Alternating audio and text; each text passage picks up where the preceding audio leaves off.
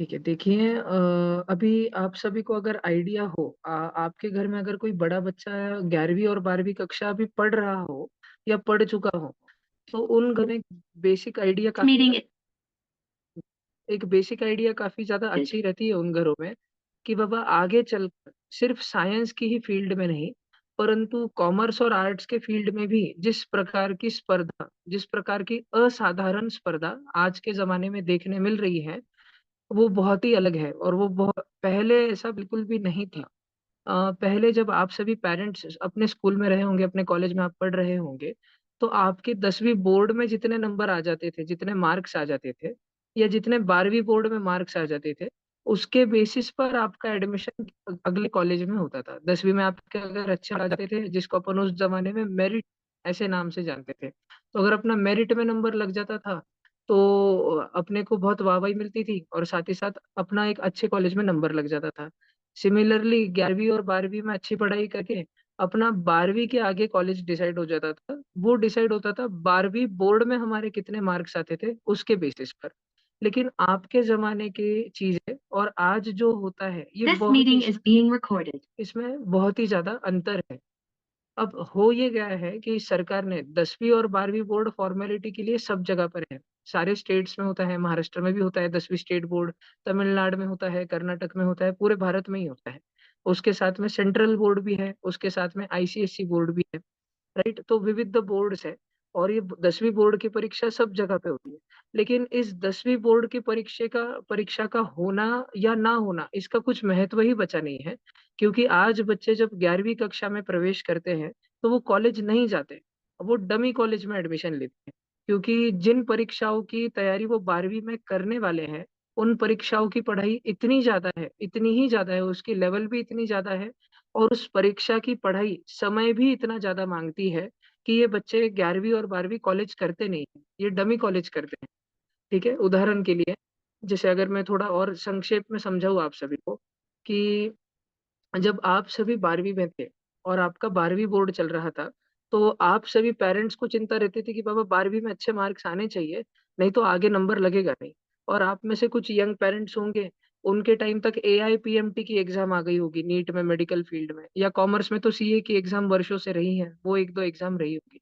उसके अलावा बहुत परीक्षाएँ थी नहीं, आपको 12वीं के बेसिस पे एडमिशन मिल जाता था। आज अगर कोई छात्र या छात्रा 12वीं कक्षा में 99% भी ले ले, इवन आप मान लीजिए 100% भी ले ले, तो 100% लाने से भी 12वीं बोर्ड के इतने ज़्यादा मार्क्स लाने से भी उस बच्चे को इंजीनियरिंग कॉलेज में या मेडिकल कॉलेज में दाखिला नहीं मिलेगा। मतलब अगर उसको बीटेक की डिग्री एक प्रतिष्ठित गवर्नमेंट इंजीनियरिंग कॉलेज से करनी है या उस बच्चे को अगर एमबीबीएस करना है गवर्नमेंट कॉलेज से, तो उसको 12वीं में कितने ही परसेंट वो बच्चा 100% भी मार्क्स क्यों ना ला ले, फिर भी उसको एडमिशन नहीं मिलेगा। सिर्फ साइंस फील्ड की बात मैं नहीं कर रहा हूँ। अगर अपने बच्चे 12वीं बोर्ड में कॉमर्स 11वीं-12वीं कॉमर्स फील्ड लेके भी 12वीं में अगर 100% ला ले, तब भी किसी भी गवर्नमेंट इंस्टीट्यूट में बीकॉम के लिए भी एडमिशन नहीं मिलेगा। और अपने बच्चे अगर ह्यूमैनिटीज़ स्ट्रीम ले ले, जिसको अपन आर्ट्स भी बोलते हैं, उसमें भी अगर अपने बच्चे 12वीं बोर्ड में या 10वीं बोर्ड में बहुत उत्तम कारीगिरी कर दे, 10वीं में तो बोर्ड एक ही होता है, 10वीं के बाद बच्चे फील्ड अलग-अलग लेते हैं। तो उसमें भी अगर अपने बच्चे 12वीं बोर्ड में बहुत उत्तम कारीगिरी कर ले, फिर भी उसके बावजूद भी उनके कॉलेज डिसाइड करने में ये मार्क्स का कोई महत्व बिल्कुल नहीं रहने वाला। क्योंकि आज फिलहाल जो सिस्टम चलता है, आज के दौर में जो सिस्टम चलता है और अगले काफ़ी वर्षों तक जो चलता रहेगा, वो ये है कि फ़ॉर्मेलिटी के लिए आप 12वीं बोर्ड दे दो, लेकिन आपको इंजीनियरिंग में अगर एडमिशन लेना है, तो आपको जेईई की परीक्षा देनी ही पड़ेगी। या अगर आपको राज्य सरकार के महाराष्ट्र राज्य शासन के कॉलेज में अगर अपने को इंजीनियरिंग के एडमिशन लेने हैं या मेडिकल में एमबीबीएस के लिए एडमिशन लेना है, तो सीईटी की एग्ज़ाम देनी ही पड़ेगी। अगर केंद्र शासन के कोई भी एमबीबीएस कॉलेज में अपने को एडमिशन लेना है, बीएचएमएस, बीएएमएस, बीडीएस कॉलेज में भी अपने को अगर एडमिशन लेना है, तो अपने को नीट की एग्ज़ाम देनी ही पड़ेगी। अगर अपने को बीकॉम भी मैं आपको बता रहा हूँ, अगर अपने को बीकॉम भी करना है, तो बीकॉम करने के लिए भी सीयूईटी की एग्ज़ाम होती है। जैसे साइंस फील्ड में सीईटी की परीक्षा होती है, वैसे ही कॉमर्स और आर्ट्स के फील्ड में सीयूईटी की एग्ज़ाम होती है। मतलब आप कितना ही 10वीं और 12वीं बोर्ड की पढ़ाई कर लो, लेकिन आपको स्पर्धात्मक परीक्षाओं में उतरना ही पड़ेगा। उस परीक्षा में लाखों बच्चों के साथ बैठना ही पड़ेगा, जिसमें केवल आपके राज्य के ही नहीं, आपके महाराष्ट्र राज्य के ही बच्चे नहीं होंगे, बाहर के राज्यों के भी बच्चे होंगे, पूरे देश के बच्चे होंगे। और केवल देश के ही नहीं, भारतीय सब कॉन्टिनेंट में, भारतीय महाद्वीप में जितने भी अन्य देश है और एनआरआई जो है, नॉन रेसिडेंट इंडियन, उन बच्चों के साथ भी आपकी स्पर्धा होगी। हजारों नहीं, लाखों बच्चों के साथ में आपकी स्पर्धा होगी। ये सिर्फ मैं, और इस बात से कई पेरेंट्स अनजान रहते हैं, बिल्कुल ही, या जानकर भी जो पेरेंट्स इस बात को जानते हैं वो इस बात को टाल देते हैं, इस बात पे इतना गौर नहीं करते जब अपने बच्चे स्कूलिंग में होते हैं। लेकिन आगे चल के इसका परिणाम ज्यादा भुगतना पड़ता है। अगर मैं आपको सच में बताऊं, मैं आपको कुछ आंकड़े बताता हूँ। जैसे हर साल 10वीं बोर्ड का सीबीएसई का पेपर, जो सीबीएसई है, सेंट्रल बोर्ड ऑफ एजुकेशन जो है गवर्नमेंट का, सेंट्रल गवर्नमेंट का, 10वीं सीबीएसई का पेपर हर साल कम से कम 50 लाख बच्चे देते हैं, 40 से 50 लाख बच्चे सीबीएसई का एग्जाम देते हैं 10वीं कक्षा का, हर साल। और ये 40 से 50 लाख 10वीं कक्षा के सीबीएसई वाले बच्चों में, या स्टेट बोर्ड और आईसीएसई मिला के भी अगर अपन एक मिनिमम आंकड़ा 50 लाख पकड़ लें, तो 90% से ज्यादा मार्क लाने वाले कम से कम 10 लाख बच्चे होते हैं। 90% से ज्यादा मार्क लाने वाले 10 लाख बच्चे होते हैं। और 95% से ज्यादा मार्क लाने वाले भी 4 लाख बच्चे होते हैं। आप समझ के चलिए, 50 लाख बच्चे अगर 10वीं सीबीएसई, 10वीं Maharashtra state board, Tamil Nadu state board, Rajasthan state board, Uttar Pradesh state board, सभी 10वीं के स्टेट बोर्ड और आईसीएसई, इन तीनों चारों बोर्ड्स को मिला के अगर 10वीं कक्षा में हर साल 50 लाख बच्चे 10वीं की परीक्षा दे रहे हैं, 10वीं बोर्ड की परीक्षा दे रहे हैं, तो इनमें से 10 लाख बच्चे 90% से ज्यादा मार्क लाते हैं, और 4 लाख बच्चे, करीब करीब 4 लाख बच्चे 95% से ज्यादा मार्क ला लेते हैं। अब मैं आपको आगे चल के बताता हूँ होता क्या है। 95% से भी ज्यादा जब अपना बच्चा ला लेता है 10वीं में, या 90% से भी जब ज्यादा मार्क्स अपना बच्चा ला लेता है 10वीं में, तो किसी भी पेरेंट्स के लिए बहुत गर्व होगा, बहुत गर्व से बढ़ के अभिमान होगा, कौतुक होगा, बहुत अच्छा लगेगा कि यार अपने बच्चे ने इतने ज्यादा अच्छे मार्क्स लाए हैं। लेकिन और इसको देख करके अपन क्या होंगे कि बाबा मोटिवेट हो जाएंगे कि जनरली ज्यादातर लोग साइंस की फील्ड ऑप्ट करते हैं 11वीं और 12वीं कक्षा में जाता समय। ज्यादातर लोग साइंस की फील्ड ऑप्ट करते हैं, और सेकेंडरी अपन कॉमर्स की फील्ड को रखते हैं। अगर अपन बहाव देखें कि ज्यादातर बच्चे किस फील्ड को चुनना पसंद करते हैं, ज्यादातर बच्चे और पेरेंट्स किस फील्ड को चुनना पसंद करते हैं, तो अपन ये देखेंगे कि साइंस की फील्ड सबसे ज्यादा बच्चे और पेरेंट्स चूज करते हैं, फिर कॉमर्स की फील्ड। अब साइंस में आपको मैं दो एग्जाम्स के उदाहरण देता हूँ। हर साल 12वीं में, 11वीं और 12वीं कक्षा में, 12वीं कक्षा में जाने के बाद में जेडबलई की जो परीक्षा होती है वो करीब करीब 15 लाख बच्चे देते हैं, अराउंड 15 लाख बच्चे जो है ये जेडबलई की एग्जाम देते हैं। और नीट की जो एग्जाम है ये हाल के वर्षों में करीब करीब 20 से 25 लाख बच्चे देते हैं, 20 से 25 लाख। अगर मैं आपको जेडबलई के आंकड़े बताऊं, जेडबलई जो परीक्षा है, जो कि इंजीनियरिंग कॉलेजेस में दाखिला लेने के लिए ली जाती है, तो 15 लाख बच्चे जो ये परीक्षा देते हैं, इनमें से मात्र 15,000 से 20,000 बच्चों को आईआईटी कॉलेज में प्रवेश मिलता है। अगर मैं ओपन कैटेगरी की बात करूं, माहेश्वरी समाज के हिसाब से अगर मैं ओपन कैटेगरी की अपनी बात करूं, तो अपने बच्चों को करीब करीब 10,000 जगह होती है, आप ऐसे पकड़ के चलिए, 10,000 ओपन कैटेगरी सीट्स अराउंड होते हैं। 15 लाख बच्चों में से जिस आईआईटी इंजीनियरिंग कॉलेज के बारे में कई पेरेंट्स आप में से सपना रखते हैं कि यहाँ भेजना है अपने बच्चे को, अपना बच्चा पढ़ना चाहिए तो यहाँ से पढ़ना चाहिए, 15 लाख में से 10,000 जगह है वहां पे, केवल और केवल। जिसकी परीक्षा 15 लाख बच्चे देते हो, उसको, उसमें से 2.5 लाख बच्चे फिल्टर करके निकाले जाते हो, और पुनः इन 2.5 लाख बच्चों की जेडबल एडवांस यानी कि दो दूसरी परीक्षा होती है, और इन 2.5 लाख में से भी केवल 10,000 बच्चों को आईआईटी इंजीनियरिंग कॉलेजेस में प्रवेश मिलने वाला हो। इतनी कठिन परीक्षा है। परीक्षा की बात अभी डिफिकल्टी की अगर मैं बाजू में भी रखूं, तो आप इस बात को समझिए कि इतना डिफिकल्ट इसका लेवल है, इसमें कंपटीशन इतना ज्यादा है।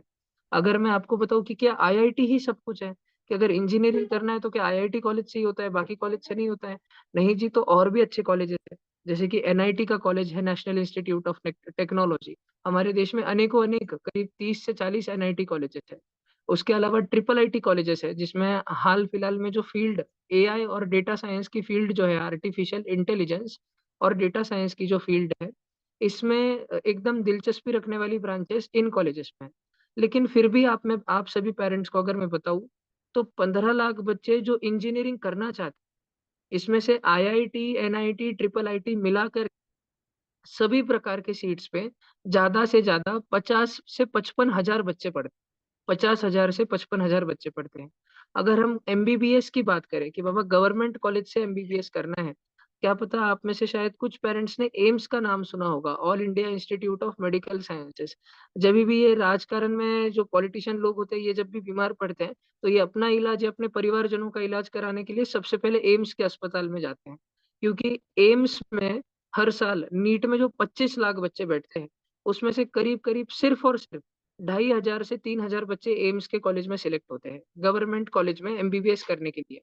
और अतिरिक्त अगर एम्स के अलावा मैं बात करूँ जिसको अपन घाटी बोलते हैं, जीएमसी गवर्नमेंट मेडिकल कॉलेज या घाटी जिसको बोला जाता है, ऐसे कॉलेजेस में मेडिकल एमबीबीएस करने के लिए करीब-करीब 30,000 से 40,000 जगह है। सरकार इसको बढ़ा रही है, लेकिन बढ़ा-बढ़ा के भी आप पकड़िए कि ज़्यादा से ज़्यादा अभी 50,000 से 60,000 मेडिकल सीट्स हैं। मैक्सिमम आंकड़ा 60,000 आप पकड़ लीजिए कि इतना एमबीबीएस करने के लिए गवर्नमेंट मेडिकल कॉलेजेस में सीट है। अगर इसके बावजूद अपन कराना चाहे अपने बच्चे को, तो सेमी गवर्नमेंट में या मैनेजमेंट कोटा से एमबीबीएस करने के लिए 5 साल, साढ़े 5 साल का एमबीबीएस जो होता है, करीब-करीब 6 साल का जो एमबीबीएस होता है, 1 साल का खर्चा आपको करीब-करीब 20 लाख रुपए तक आए। 1 साल का खर्चा अगर आप प्राइवेट कॉलेज से कराते हैं तो। और अगर आपको गवर्नमेंट कॉलेज में अपने बच्चे को आप चाहते हैं कि 12वीं के बाद आपका बच्चा गवर्नमेंट कॉलेज में पढ़े, जहाँ पे खर्च बहुत कम और शिक्षण बहुत अति उत्तम रहता है। तो ऐसे कॉलेज के लिए आपको 25 लाख बच्चों में से अपना रैंक, अपना ओपन कैटेगरी के हिसाब से अपना रैंक 30,000 20,000 के अंदर रखना पड़ेगा, ओवरऑल रैंक। जितना बेहतर रैंक हो उतना अच्छा। और अगर आप एम्स का लक्ष्य लेके काम कर रहे हो, अगर आपके घर में ऐसे बच्चे हो जो बचपन से कहते हैं कि हमको तो डॉक्टर बनना है। मान लीजिए कोई बच्चा अगर इतना दृढ़ है अपने संकल्प में, उसने निश्चय कर लिया है कि मुझे तो यही करना है। अगर कोई बच्चा कहता है कि मुझे एम्स से डॉक्टर बनना है, तो आपको तो तैयारी इतनी ज़्यादा रखनी पड़ेगी कि अगले आने वाले समय में जब 25 से 28 से 30 लाख तक बच्चे बैठ रहे होंगे इस नीट की परीक्षा में, उस समय में एम्स में ज़्यादा से ज़्यादा बढ़ कर के 6-7 हज़ार सीट तक हो। उस हिसाब से आपको आपके बच्चे की परवरिश बचपन से करनी पड़ेगी। अगर आप चाहते हैं कि आईआईटी में पढ़े और ना केवल आईआईटी में पढ़े, टॉप के जो 7 या 8 मेन कोर आईआईटीज़ हैं या जो भी आईआईटीज़ हैं, अन्य आईआईटीज़ भी हैं, उसमें कंप्यूटर साइंस ब्रांच में पढ़े या AI, machine learning, data science, software related branches में टॉप ब्रांच आप बच्चा पढ़े, तो पहले 1000 या पहले 2000 ऑल इंडिया रैंक में अपने को आना पड़ेगा। 15 लाख बच्चों में से या आने वाले समय में जो आंकड़ा करीब-करीब 20 लाख बच्चों तक टच हो जाएगा। आने वाले 4, 5, 6 वर्षों में 20 लाख बच्चों में से पहले 2000 में आना है। दैट इज़ 0.01% में आना है टॉप। मतलब 10,000 बच्चे बैठे तो 10,000 बच्चों में से 1 बच्चा कोर आईआईटीज़ के टॉप आईआईटी कॉलेजेस के कंप्यूटर साइंस में जाएगा। मैंने ये आपको केवल साइंस के फील्ड के कुछ आंकड़े बताए। मान लीजिए कि बच्चा नेशनल लेवल की इन जेईई या नीट की परीक्षाओं में अच्छा नहीं कर पाता, तो 12वीं बोर्ड में सीईटी की भी परीक्षा होती है। मैं पुनः क्योंकि बीच में बहुत सारे पेरेंट्स अभी जॉइन हुए होंगे, इसलिए मैं एक बार वापस से दोहराता हूँ कि आप सभी पेरेंट्स जब अपनी 12वीं कक्षा में थे, तो आपके 10वीं कक्षा और 12वीं कक्षा के मार्क्स बड़े मायने करते थे। क्यों? वो इसलिए मायने करते थे, क्योंकि आपको आगे कौन-सा कॉलेज मिले, आगे आप कहाँ पर जाकर के पढ़ाई कर पाएँगे, ये आपके 10वीं और 12वीं कक्षा के मार्क्स के नतीजों से तय होता था। आज के समय में आपका बच्चा 10वीं बोर्ड में और 12वीं बोर्ड में अगर लगातार 100% और 100% 100% मार्क भी ला ले, बावजूद इसके उसको कोई भी college government reputed college engineering के लिए, एमबीबीएस के लिए, कॉमर्स के लिए या इवन ह्यूमैनिटीज़ आर्ट्स स्ट्रीम के लिए नहीं मिलेगा। क्योंकि शासन ने जो सरकार है या जो भी सरकारें आकर के गई है इतने वर्षों में, सभी ने इस प्रणाली को बदला है। उन्होंने देखा है कि बच्चे को अगर रोबस्ट बनाना है, अगर इंडस्ट्री लीडर बनाना है, तो बच्चे को 12वीं कक्षा में रहते समय केवल उसके 12वीं बोर्ड के रट्टा मार मार्क्स के आधार पर, भूकंपटी के आधार पर उसको प्रवेश नहीं मिल जाना चाहिए। रादर अपने को बच्चे का एमसीक्यू पैटर्न में और स्पर्धात्मक परीक्षाओं के पैटर्न में जाँच कराना चाहिए कि ये बच्चा सच में टिक पाएगा या नहीं टिक पाएगा। इस बच्चे में विषय की सच में गहराई में समझ है या नहीं है। इस चीज़ के लिए सरकार ने आपको अगर फैशन डिज़ाइनिंग भी करनी है, तो उसका एनआईएफटी का एग्ज़ाम है। अगर आपको केवल डिज़ाइनिंग करनी है, तो उसका एनआईडी का एग्ज़ाम है। आपको अगर लॉ करना है, आप एक लॉयर या वकील अच्छे दर्ज का बनना चाहते हो, अच्छे दर्जे का बनना चाहते हो, तो आपको क्लैट या एआईएलईटी जैसी परीक्षाएँ क्रैक करनी पड़ेगी। अगर आपको कॉमर्स में अब कॉमर्स की तो बात अपने माहेश्वरी घरों में घर-घर में मालूम ही होगी कि अगर आपको सीए भी बनना है, तो देयर इज़ नो रिजर्वेशन, जो कि अपने बच्चों के लिए तो एक प्लस पॉइंट है। और आपको सीए की एग्ज़ाम निकालनी पड़ेगी। आने वाले वर्षों में बच्चों का सीए से ज़्यादा सीएफए की ओर कल बदल रहा है। सीएफए जो है, ये इम्पोर्ट और एक्सपोर्ट का लेन-देन ट्रैक और सारा मेंटेन करते हैं, सारे चार्ट शीट्स मेंटेन करते हैं, तो बच्चे वो बनना ज़्यादा चाहते हैं। या आने वाले फील्ड में सीएस, कंपनी सेक्रेटरीज़ या सीए, जिसका मैथमेटिक्स में एप्लीकेशन होता है, ऐसे भी सीए के अलावा ये भी जो ऑप्शन है कॉमर्स में, इसमें भी आपको स्पर्धात्मक परीक्षाएँ ही निकालनी पड़ेगी। या आप अगर बेसिक साइंस के फील्ड में आ जाएँ, जिसके बारे में अनेकों-अनेक पेरेंट्स ने भी सुना होगा। अगर आपको इंजीनियरिंग में जाना है, आपको अगर एक इंजीनियर बनना है, बच्चे कई बार बोलते हैं बचपन में कि हमको साइंटिस्ट बनना है, या हमको फिज़िसिस्ट बनना है, या हमको एस्ट्रोनॉट बनना है। तो ये जो भी सारी टेक्नोलॉजी से रिलेटेड फील्ड है, तो आप ध्यान रखिए कि आपके बच्चे को 12वीं कक्षा में जाने के बाद जेईई की परीक्षा निकालनी पड़ेगी। जेईई, जिसका फुल फॉर्म है जॉइंट एंट्रेंस एग्ज़ाम, और जो 2 चरणों में होती है। पहली पहली चरण वो है जिसका नाम है जेईई मेंस, जिसमें करीब-करीब 15 लाख बच्चे बैठते हैं। 15 लाख बच्चों में से 2.5 लाख बच्चे, 2 एंड हाफ लाख बच्चे इतने निकाले जाएँगे दूसरे चरण के लिए, जिसका नाम है जेईई एडवांस्ड। और जेईई एडवांस में आपका बच्चा यदि पहले 10,000 या यदि पहले 15,000 के अंदर रैंक लाता है, और एक दर्जेदार रैंक, एक अच्छा रैंक तो उसको कहा जाएगा जो पहले 3,000 या पहले 4,000 के अंदर है। अगर आपका बच्चा ऐसा रैंक लाता है, तो अगर वो रिसर्च करना चाहता है, रिसर्च के आईआईएससी बैंगलोर या आइज़र जैसे जो कॉलेजेस है, यहाँ पे जाके आपका बच्चा बचपन से कहता है कि मम्मी मेरे को साइंटिस्ट बनना है, पापा मेरे को वैज्ञानिक बनना है, तो ऐसे कॉलेजेस में जाके वो पढ़ाई कर सकेगा। बच्चों का कई बार सपना होता है कि मेरे को इसरो में काम करना है। जब वो टीवी पे देखते हैं कि चंद्रयान मिशन लॉन्च हो रहा है, फिर शुक्रयान अभी हाल में हो रहा है, अगले आने वाले 1-2 वर्षों में भारत अपने पहले एस्ट्रोनॉट्स को चंद्रमा पर भेजने की तैयारी कर रहा है। और बच्चे ये सब कुछ देख कर के बड़े हो रहे होंगे, तो ज़ाहिर-सी बात है इस मीटिंग में मौजूद कुछ ऐसे बच्चे होंगे ही जो अपने मम्मी-पापा को कहेंगे कि मम्मी-पापा मुझे इसरो में पढ़ाई करनी है, जहाँ पे सारी अंतरिक्ष के बारे में पढ़ाई-लिखाई होती है, मुझे वहाँ पर जाना है, मुझे अपनी आगे की पढ़ाई-लिखाई वहाँ पर करनी है। लेकिन कई बार मम्मी-पापा को ये मालूम ही नहीं होता कि इसरो में एग्ज़ैक्टली जाते कैसे हैं, उधर एडमिशन लेते कैसे हैं। तो जो जेईई की एग्ज़ाम है, 12वीं कक्षा में साइंस फील्ड में फिज़िक्स, केमिस्ट्री और मैथमेटिक्स सब्जेक्ट के आधार पर ली जाने वाली जेईई एडवांस की जो परीक्षा है, जो 2.5 लाख सिलेक्टेड बच्चे देते हैं, उसमें अगर यदि आप अच्छा रैंक लाए, 3, 4, 5,000 या 10,000 के अंदर रैंक लाए, तो इसरो का एक कॉलेज है तिरुवनंतपुरम में, IIST, Indian institute of space technology, जो कि एकमात्र कॉलेज है, जो आपको डायरेक्टली इसरो का एक्सेस दिला देगा। या तो आप बीटेक दूसरे कॉलेज से भी कर सकते हैं, इंजीनियरिंग आप दूसरे अच्छे कॉलेज से भी कर सकते हैं। उसके बाद इसरो का एग्ज़ाम होता है मास्टर्स के लिए, वहाँ पर भी आप अप्लाई कर सकते हैं। लेकिन फिर आप में और ज़्यादा क्वालिफ़िकेशन लगेगा। अगर आप उम्र में कम जब हैं, आप छोटे जब हैं, और शायद जब अवेयरनेस कम है, उसका फ़ायदा उठा के अगर आप उस फ़ील्ड में चले जाएँ, तो आपको आपके लिए आगे का रास्ता भी जल्दी क्लियर हो जाए। राइट। बहुत जनों को एक क्वेरी होती है कि भैया क्या मेडिकल के फील्ड में एमबीबीएस ही है सब कुछ? क्या एमबीबीएस डॉक्टर ही सब कुछ होता है और कुछ नहीं है? तो मैं कहूँगा कि आने वाले दशकों में, आने वाले अनेक वर्षों में मैं देख रहा हूँ, जितना इस फील्ड का मेरा विश्लेषण है, कि फार्मास्यूटिकल इंडस्ट्री जो है, बच्चे केवल एमबीबीएस के बारे में ही सीमित ना रहे, बच्चे फार्मास्यूटिकल इंडस्ट्री में जितना रिसर्च बेस्ड जा सकते हैं, वैक्सीन रिसर्च में जितना जा सकते हैं, फार्मास्यूटिकल ड्रग्स जो होते हैं, दवाइयाँ जो होती है, उसके रिसर्च में जितना जा सकते हैं, और जो बिग फार्मा कंपनीज़ है, वहाँ अगर अप्लाई वो कर सकते हैं, चाहे उनका बैकग्राउंड मेडिकल हो या केमिस्ट्री वाला बैकग्राउंड हो, तब भी अगर वो अप्लाई करें तो उनका फील्ड बहुत अच्छा होगा। पर्टिकुलरली एक फील्ड जिसको कई लोग नज़रअंदाज करते हैं, जो है वेटरनरी साइंसेज़, जो एनिमल्स के डॉक्टर्स होते हैं, इसको कई लोग नज़रअंदाज कर देते हैं, लेकिन इसकी डिमांड आने वाले टाइम्स में बहुत ज़्यादा बढ़ने वाली है। एज़ पॉपुलेशन इज़ ग्रोइंग, जनसंख्या जैसे बढ़ रही है, तो बढ़ती जनसंख्या को सहारा देने के लिए अनाज भी ज़्यादा उगाना है।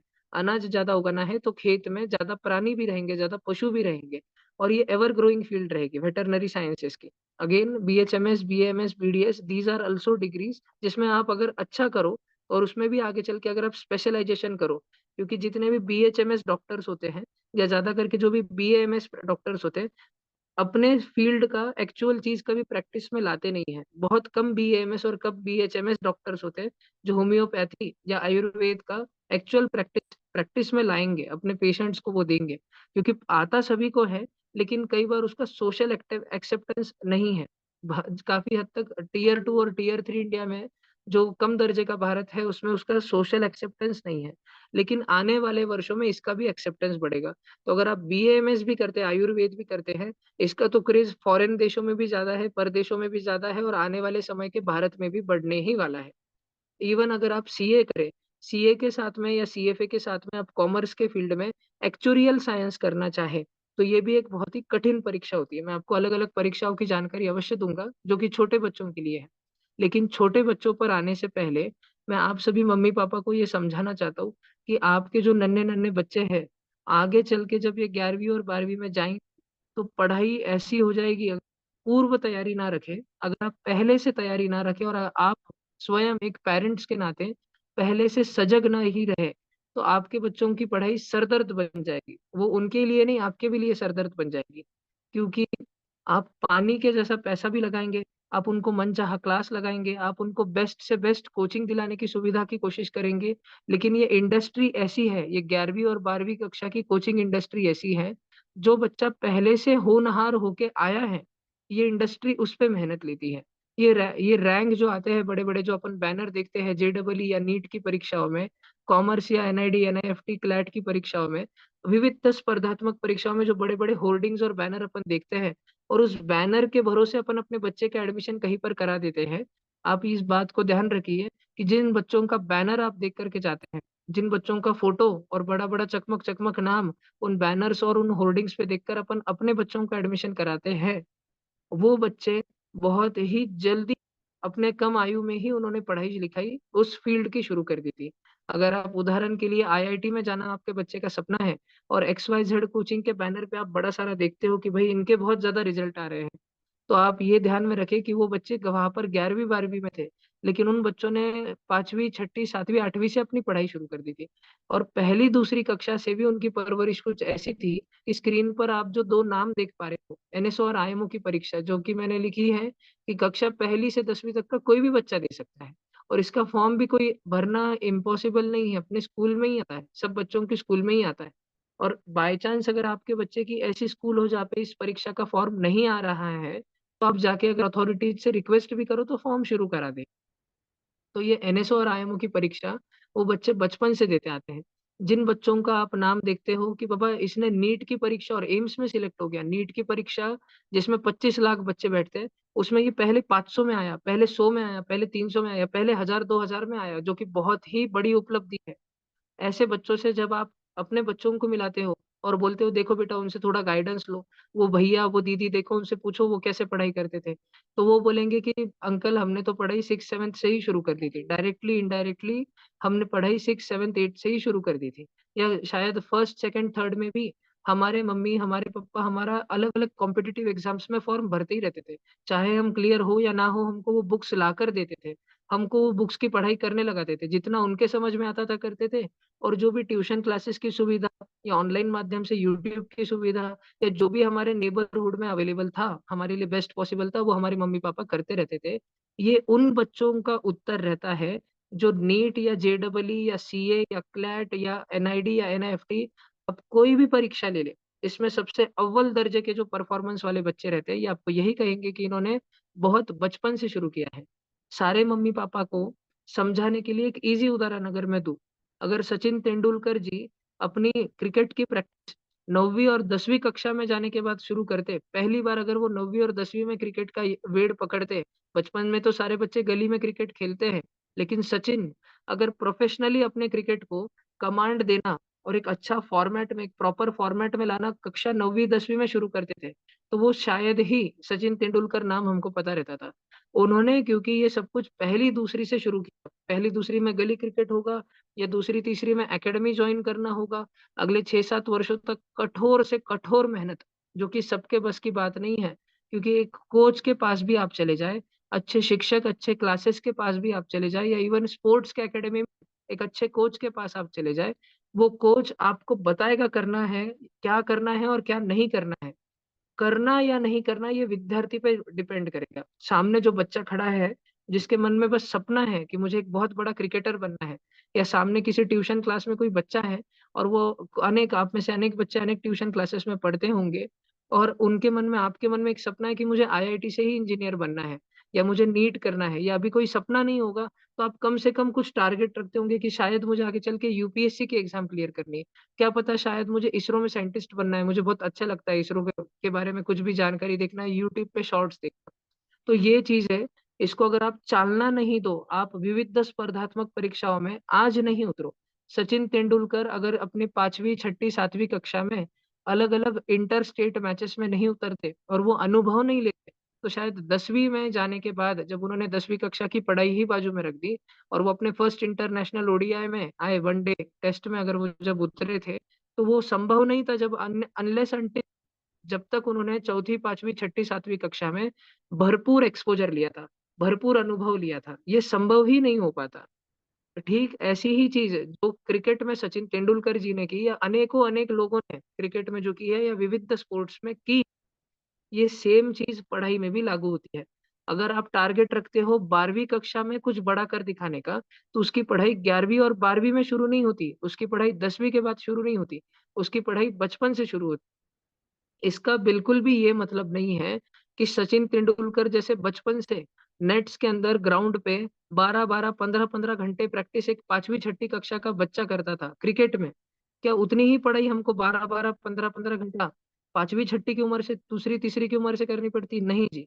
स्पोर्ट्स एक कंप्लीटली अलग डिसिप्लिन है, पढ़ाई एक कंप्लीटली अलग डिसिप्लिन है। ये दोनों भी चीज़ें बहुत अलग है। उसमें फिजिकल मेहनत, शारीरिक मेहनत और रिफ्लेक्सेस इन्वॉल्व्ड हैं और पढ़ाई के अंदर आपका ब्रेन वर्क और स्मार्ट वर्क इन्वॉल्व्ड है। लेकिन एक बात दोनों फील्ड में सही है, वो है 2 बात दोनों भी फील्ड में, चाहे वो पढ़ाई हो या खेल-कूद हो, स्पोर्ट्स हो, 2 बातें दोनों भी फील्ड में कॉमन है। पहली बात है मेहनत, दूसरी बात है जल्दी शुरू करना। शुरू करने का, कोई भी चीज़ का शुरू करने का पढ़ाई के बाबत में या स्पोर्ट्स के बाबत में सबसे अच्छा टाइम कौन-सा है? बहुत सारे पेरेंट्स पूछते हैं कि हमारे बच्चे को अगर एक्स-वाई-ज़ेड पढ़ाई शुरू करनी है, एक्स-वाई-ज़ेड फाउंडेशन शुरू करना है या भैया जैसे स्क्रीन पे दिख रहा है आपने बहुत सारे एग्ज़ाम्स के नाम लिखे हैं, जैसे कि डीएचबीबीसी लिखा है कि 6th और 9th के लिए एग्ज़ाम है। भैया आपने स्क्रीन पे स्कॉलरशिप का नाम दिख रहा है हमको, ये 5वीं और 8वीं को एग्ज़ाम है। भैया ये स्क्रीन पे वीवीएम कोई परीक्षा दिख रही है, जो 6th से 11th आपने लिखी है। राइट? तो ये सारी परीक्षाओं की पढ़ाई हमको कितने जल्दी शुरू करनी चाहिए? इसका सही उत्तर है कि जितना जल्दी हो सके। जितना जल्दी हो सके उसको आपको पढ़ाई शुरू कराना चाहिए। क्योंकि अगर हम स्पोर्ट्स या अन्य फ़ील्ड की बात करें, अगर आप फ़ैशन डिज़ाइनिंग की बात करें, अगर आप फ़ैशन टेक्नोलॉजी की बात करें, दोनों अलग फ़ील्ड होती है। अगर आप स्टैटिस्टिक्स की बात करें, आप डेटा साइंस की बात करें, आप सीए बनने की बात करें, ये सभी फ़ील्ड में सिलेक्शन का रेशो अत्यंत कम है। कितने भी लोग चाहे क्रिकेट में अच्छा परफ़ॉर्म करना चाहे, नेशनल लेवल, स्टेट लेवल और आईपीएल डोमेस्टिक लेवल के क्रिकेट पर हज़ारों और लाखों लोगों में से कुछ थोड़े बहुत पहुँचेंगे। 200, 300 लोग, 400 लोग इस क्रिकेट के नेशनल सीन पर पहुँच पाएँगे, इवन आईपीएल तक पहुँच पाएँगे, लाखों में। राइट? कम से कम आईआईटी, जेईई और नीट जैसी परीक्षाओं में लाखों में से हज़ारों बच्चों को मौका मिलता है इंजीनियरिंग में या मेडिकल में प्रवेश लेने का। क्रिकेट में भारतीय भारतीय नेशनल टीम में, भारत की क्रिकेट टीम में केवल 11 जन पहुँचने वाले हैं। अगर अपन फैशन टेक्नोलॉजी और फैशन डिज़ाइनिंग की बात करें, तो उसके जो सबसे उत्कृष्ट कॉलेजेस हैं अहमदाबाद और बैंगलोर में, वहाँ पे हर साल करीब-करीब केवल 100 डेढ़ 100 बच्चों को एडमिशन मिलता है। हज़ारों बच्चों में से कई बार तो लाखों में संख्या रहती है उस परीक्षा की। फैशन टेक्नोलॉजी के लिए भी हज़ारों में संख्या रहती है। उसमें से खाली 100 डेढ़ 100 120 जनों को एडमिशन मिल पाता है वहाँ पे। तो उससे तो जेईई और नीट की फील्ड रिस्पेक्टिवली बहुत लिबर्टी देती है आप कि आप अच्छा कर पाओ। और ऐसा हम क्या कर सकते हैं कि भैया बचपन से हमको फ़ायदा हो? फ़ायदा होने से पहले मैं आप पेरेंट्स को कुछ बातें समझाना चाहूँगा। ये बात मम्मी-पापा को जल्दी समझ आएगी और विशेष करके वो मम्मी-पापा जिनके घर में बड़े बच्चे होके गए हैं, उनके लिए ये बात सुनना अति आवश्यक है क्योंकि वो सेम गलती अपने छोटे बच्चे के लिए ना करें। कि आपके घर में अगर बच्चे अभी दोनों भी छोटे हैं, तो ये गलती आप आगे ना करें। आप कहीं पर ट्यूशन बचपन से लगाएँ या ना लगाएँ, कहीं पर कोई फाउंडेशन क्लास लगाए या ना लगाए, आपके लिए सुनना बहुत ज़रूरी है। देखिए, जब आपका बच्चा 10वीं क्रैक कर जाएगा, 10वीं की परीक्षा उसकी हो जाएगी, उसके बाद आप 11वीं और 12वीं में प्रवेश लेने जाएँगे। साहजिक है 11वीं 12वीं में जब आप प्रवेश लेने जाएँगे, तो ज़्यादातर पेरेंट्स के जैसे आपने भी सोचा नहीं होगा कि करियर में करना क्या है। पहले अपन बच्चे को यही बोलते कि तू पहले 10वीं की तो एग्ज़ाम कर ले, फिर सोचेंगे कि क्या करना है। ये गलती नंबर 1 होती है। कि करियर के बारे में सोचेंगे 10वीं के बाद। ये होती है गलती नंबर 1। आपको फ़ोर्स नहीं करना है आपके बच्चे को कि आपको क्या करना चाहिए। आपको उन्हें सारी चीज़ों का एक्सपोज़र देना है। आपको कॉमर्स के फ़ील्ड में क्या जानकारी क्या चीज़ें होती हैं, एक सीए करता क्या है, एक सीएफए करता क्या है। किसी ने कॉमर्स के फ़ील्ड में अगर बीबीए, एमबीए करा है, तो वो करता क्या है? उसके सबसे अच्छे कॉलेजेस क्या है? वहाँ से पढ़ने-लिखने का फ़ायदा क्या है? साइंस के फ़ील्ड में जो विविध करियर ऑप्शन हैं, उनके अलग-अलग फ़ायदे, नुकसान क्या है? उसके मेरिट, डिमेरिट क्या है और आर्ट्स के फ़ील्ड के क्या है, इसका एक्सपोज़र अपने बच्चों को देना है। बचपन से आपको अलग-अलग जानकारी उनको देनी है। मैं समझ सकता हूँ कि कई सारे मम्मी-पापा के लिए ये बात बहुत कठिन होती है कि भैया हम पहले ही लाइफ़ में इतने बिज़ी हैं, बच्चों के लिए सब कुछ करें, लेकिन इतना जानकारी जुटाना और इतनी सारी जानकारी उनको समय से समय तक देते रहना, इसके लिए शायद इतना समय हमारे पास नहीं है। इसके लिए मेरा एक व्हाट्सएप ग्रुप है। इस सेशन के अंत में अगर आप उस व्हाट्सएप ग्रुप में भी जॉइन हो गए, आपको मैं नंबर दे दूँगा, तो आपको अनेकों अनेक स्पर्धात्मक परीक्षाओं की जानकारी यूँ ही मिलती रहेगी। राइट। दूसरी चीज़, जब 10वीं के बाद हम 11वीं कक्षा में हमारे बच्चे के एडमिशन के लिए जाते हैं ना, तो ज़्यादातर तो मैं साइंस फ़ील्ड की भी बात करता हूँ। साइंस की फ़ील्ड में ये जेईई और नीट की परीक्षाओं में कोई भी कोचिंग क्लास मम्मी-पापा को बिठा के ये नहीं समझाएगा कि देखिए, आपका बच्चा जेईई नीट के लिए हमारे पास एडमिशन ले रहा है और इस परीक्षा में आज से 2 साल यानी 12वीं में लाखों बच्चे बैठे होंगे और लाखों में से कुछ कुछ चुनिंदा वेरी फ्यू कुछ थोड़े से बच्चे इस परीक्षा को अच्छे रैंक से क्रैक करेंगे और हमारे कोचिंग पे मान लीजिए कि 1000 2000 बच्चे पढ़ रहे हैं, तो उसमें से 4 5 10 बच्चे निकलेंगे। आपने सही सुना कि अगर XYZ कोचिंग में 2000 बच्चे पढ़ रहे हैं, जेईई नीट की कोचिंग ले रहे हैं, उसमें से 10 20 30 बच्चे इस परीक्षा को क्रैक कर पाएँगे। ये वो कोचिंग वाला शायद ही आपको बताएगा, 99% चांस है या 100% चांस है कि वो आपको बताएगा ही नहीं, आपको वो भ्रम में रखेगा। तो एज़ अ पैरेंट आपको ये बात भी ध्यान में रखनी है कि अपने बच्चे को अपन जिस चीज़ में आगे करियर करवाना चाहते हैं और उसके लिए अपन हज़ारों लाखों रुपए खर्च करके उसको ट्यूशन लगा रहे हैं 11वीं 12वीं में, वो ट्यूशन वाला, वो कोचिंग वाला अपने को सामने से ये बात नहीं बताएगा कि इस इन परीक्षाओं में सिलेक्शन रेशियो अत्यंत ज़्यादा कम। सेकंड, एक थर्ड बात वो आपको क्या नहीं बताएगा? वो आपको ये नहीं बताएगा कि पहले से जो बच्चे 6ठी, 7वीं, 8वीं कक्षा से जो बच्चे फाउंडेशन क्लासेस लगाकर अपनी पढ़ाई शुरू कर चुके हैं, जिनका बेस अच्छा हो चुका है, जिन्होंने 5वीं कक्षा में स्कॉलरशिप या नवोदय, 6ठी या 9वीं कक्षा में होमी भाभा की परीक्षा, जिन्होंने विद्यार्थी विज्ञान मंथन की परीक्षा या अलग-अलग बीडीएम, आईपीएम, एमटीएससी, एनएसटीएस, एनटीएससी ऐसी विविध स्पर्धात्मक परीक्षा और विविध मतलब मैं कह रहा हूँ कि इतनी बड़ी आदि है कि आप पेरेंट्स अगर सारे परीक्षाओं में बच्चे को बिठाएँ तो उसका भी सर खराब हो जाएगा और आपका भी सर खराब हो जाएगा। एकदम सर दर्द हो जाएगा, तो अपने को सब में नहीं बिठाना है, सारी परीक्षाओं में नहीं बिठाना है। लेकिन मैं कह रहा हूँ कि जो बच्चा गिनी-चुनी परीक्षाओं को बचपन से टारगेट करता आया है, बचपन से हर साल 1-2 एग्ज़ाम में बैठकर उन परीक्षाओं में अच्छे मार्क्स लाने की कोशिश करता रहा है, जिस कोशिश के चलते उसका बेस बहुत मजबूत हो गया है।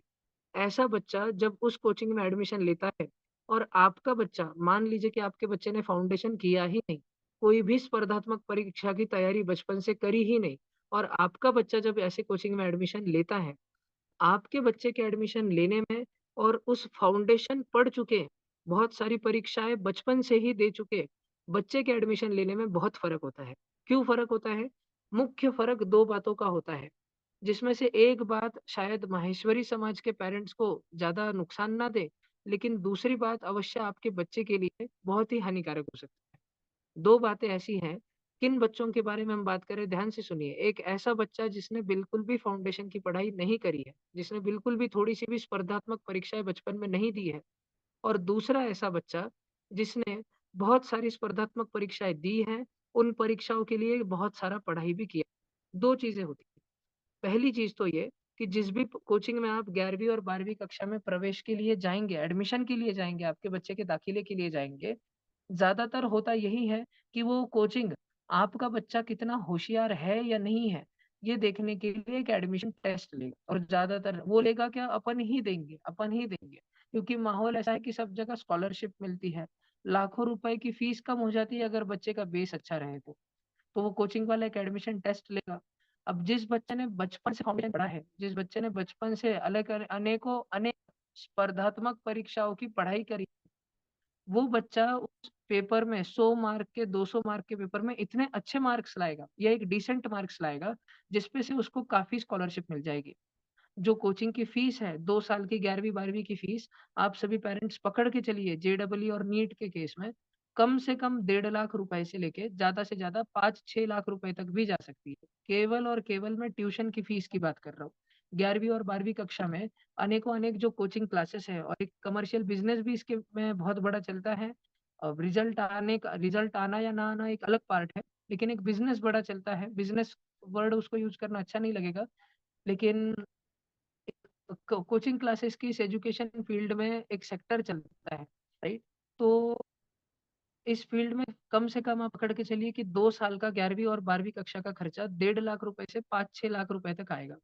अब जिस बच्चे ने फाउंडेशन किया था ना, जिस बच्चे ने बचपन में इतनी सारी परीक्षाओं का अनुभव लिया था और खुद को बहुत इम्प्रोवाइज़ किया था, खुद में सुधार किया था, जिस परीक्षा में उसे जो नहीं आता था, वो अगले साल की परीक्षा के पहले उसको सुधार लिया करता था। ऐसे बच्चे का बेस बहुत मजबूत है। और एक है मान लीजिए आपका बच्चा जिसने या अन्य किसी का भी बच्चा जिसने पढ़ाई ही की नहीं है, जिसने फाउंडेशन किया नहीं है। जो बच्चा स्कूल के पढ़ाई में बहुत अच्छा था, स्कूल में 80%, 90%, 95% ला लेता था, क्योंकि स्कूल की पढ़ाई में 95% लाना कोई बहुत बड़ी बात नहीं है। रट्टा मार के यूँ आ जाते हैं। स्कूल की पढ़ाई में जब स्कूल की exam, unit test, first term exam, final exam का टाइम टेबल जब डिक्लेयर होता है 7, 8, 10 दिन पहले, बच्चा अगर तब से पढ़ाई करना भी शुरू कर दे ना, तब भी उसके 90% 95% आ जाते हैं। लेकिन ऐसी स्पर्धात्मक परीक्षाओं में 6 महीना आराम करना और टाइम टेबल डिक्लेयर हो गया, परीक्षा की तारीख आ गई और 10 दिन 15 दिन की पढ़ाई में परीक्षा निकल जाएगी, ये सपने में भी मुमकिन नहीं है।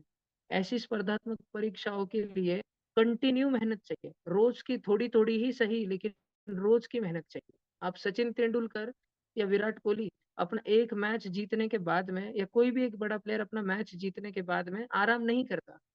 6 महीने बाद अगर उसकी मैच होगी, अगले 6 महीने तक उसके पास ब्रेक होगा, तब भी वो हर रोज़ मेहनत करता है। ये सेम चीज़ स्पर्धात्मक परीक्षाओं के लिए लगती है, जो कि बच्चे गलती करते हैं और जो कि पेरेंट्स बच्चों में आदत लगाने में कम रह जाते हैं।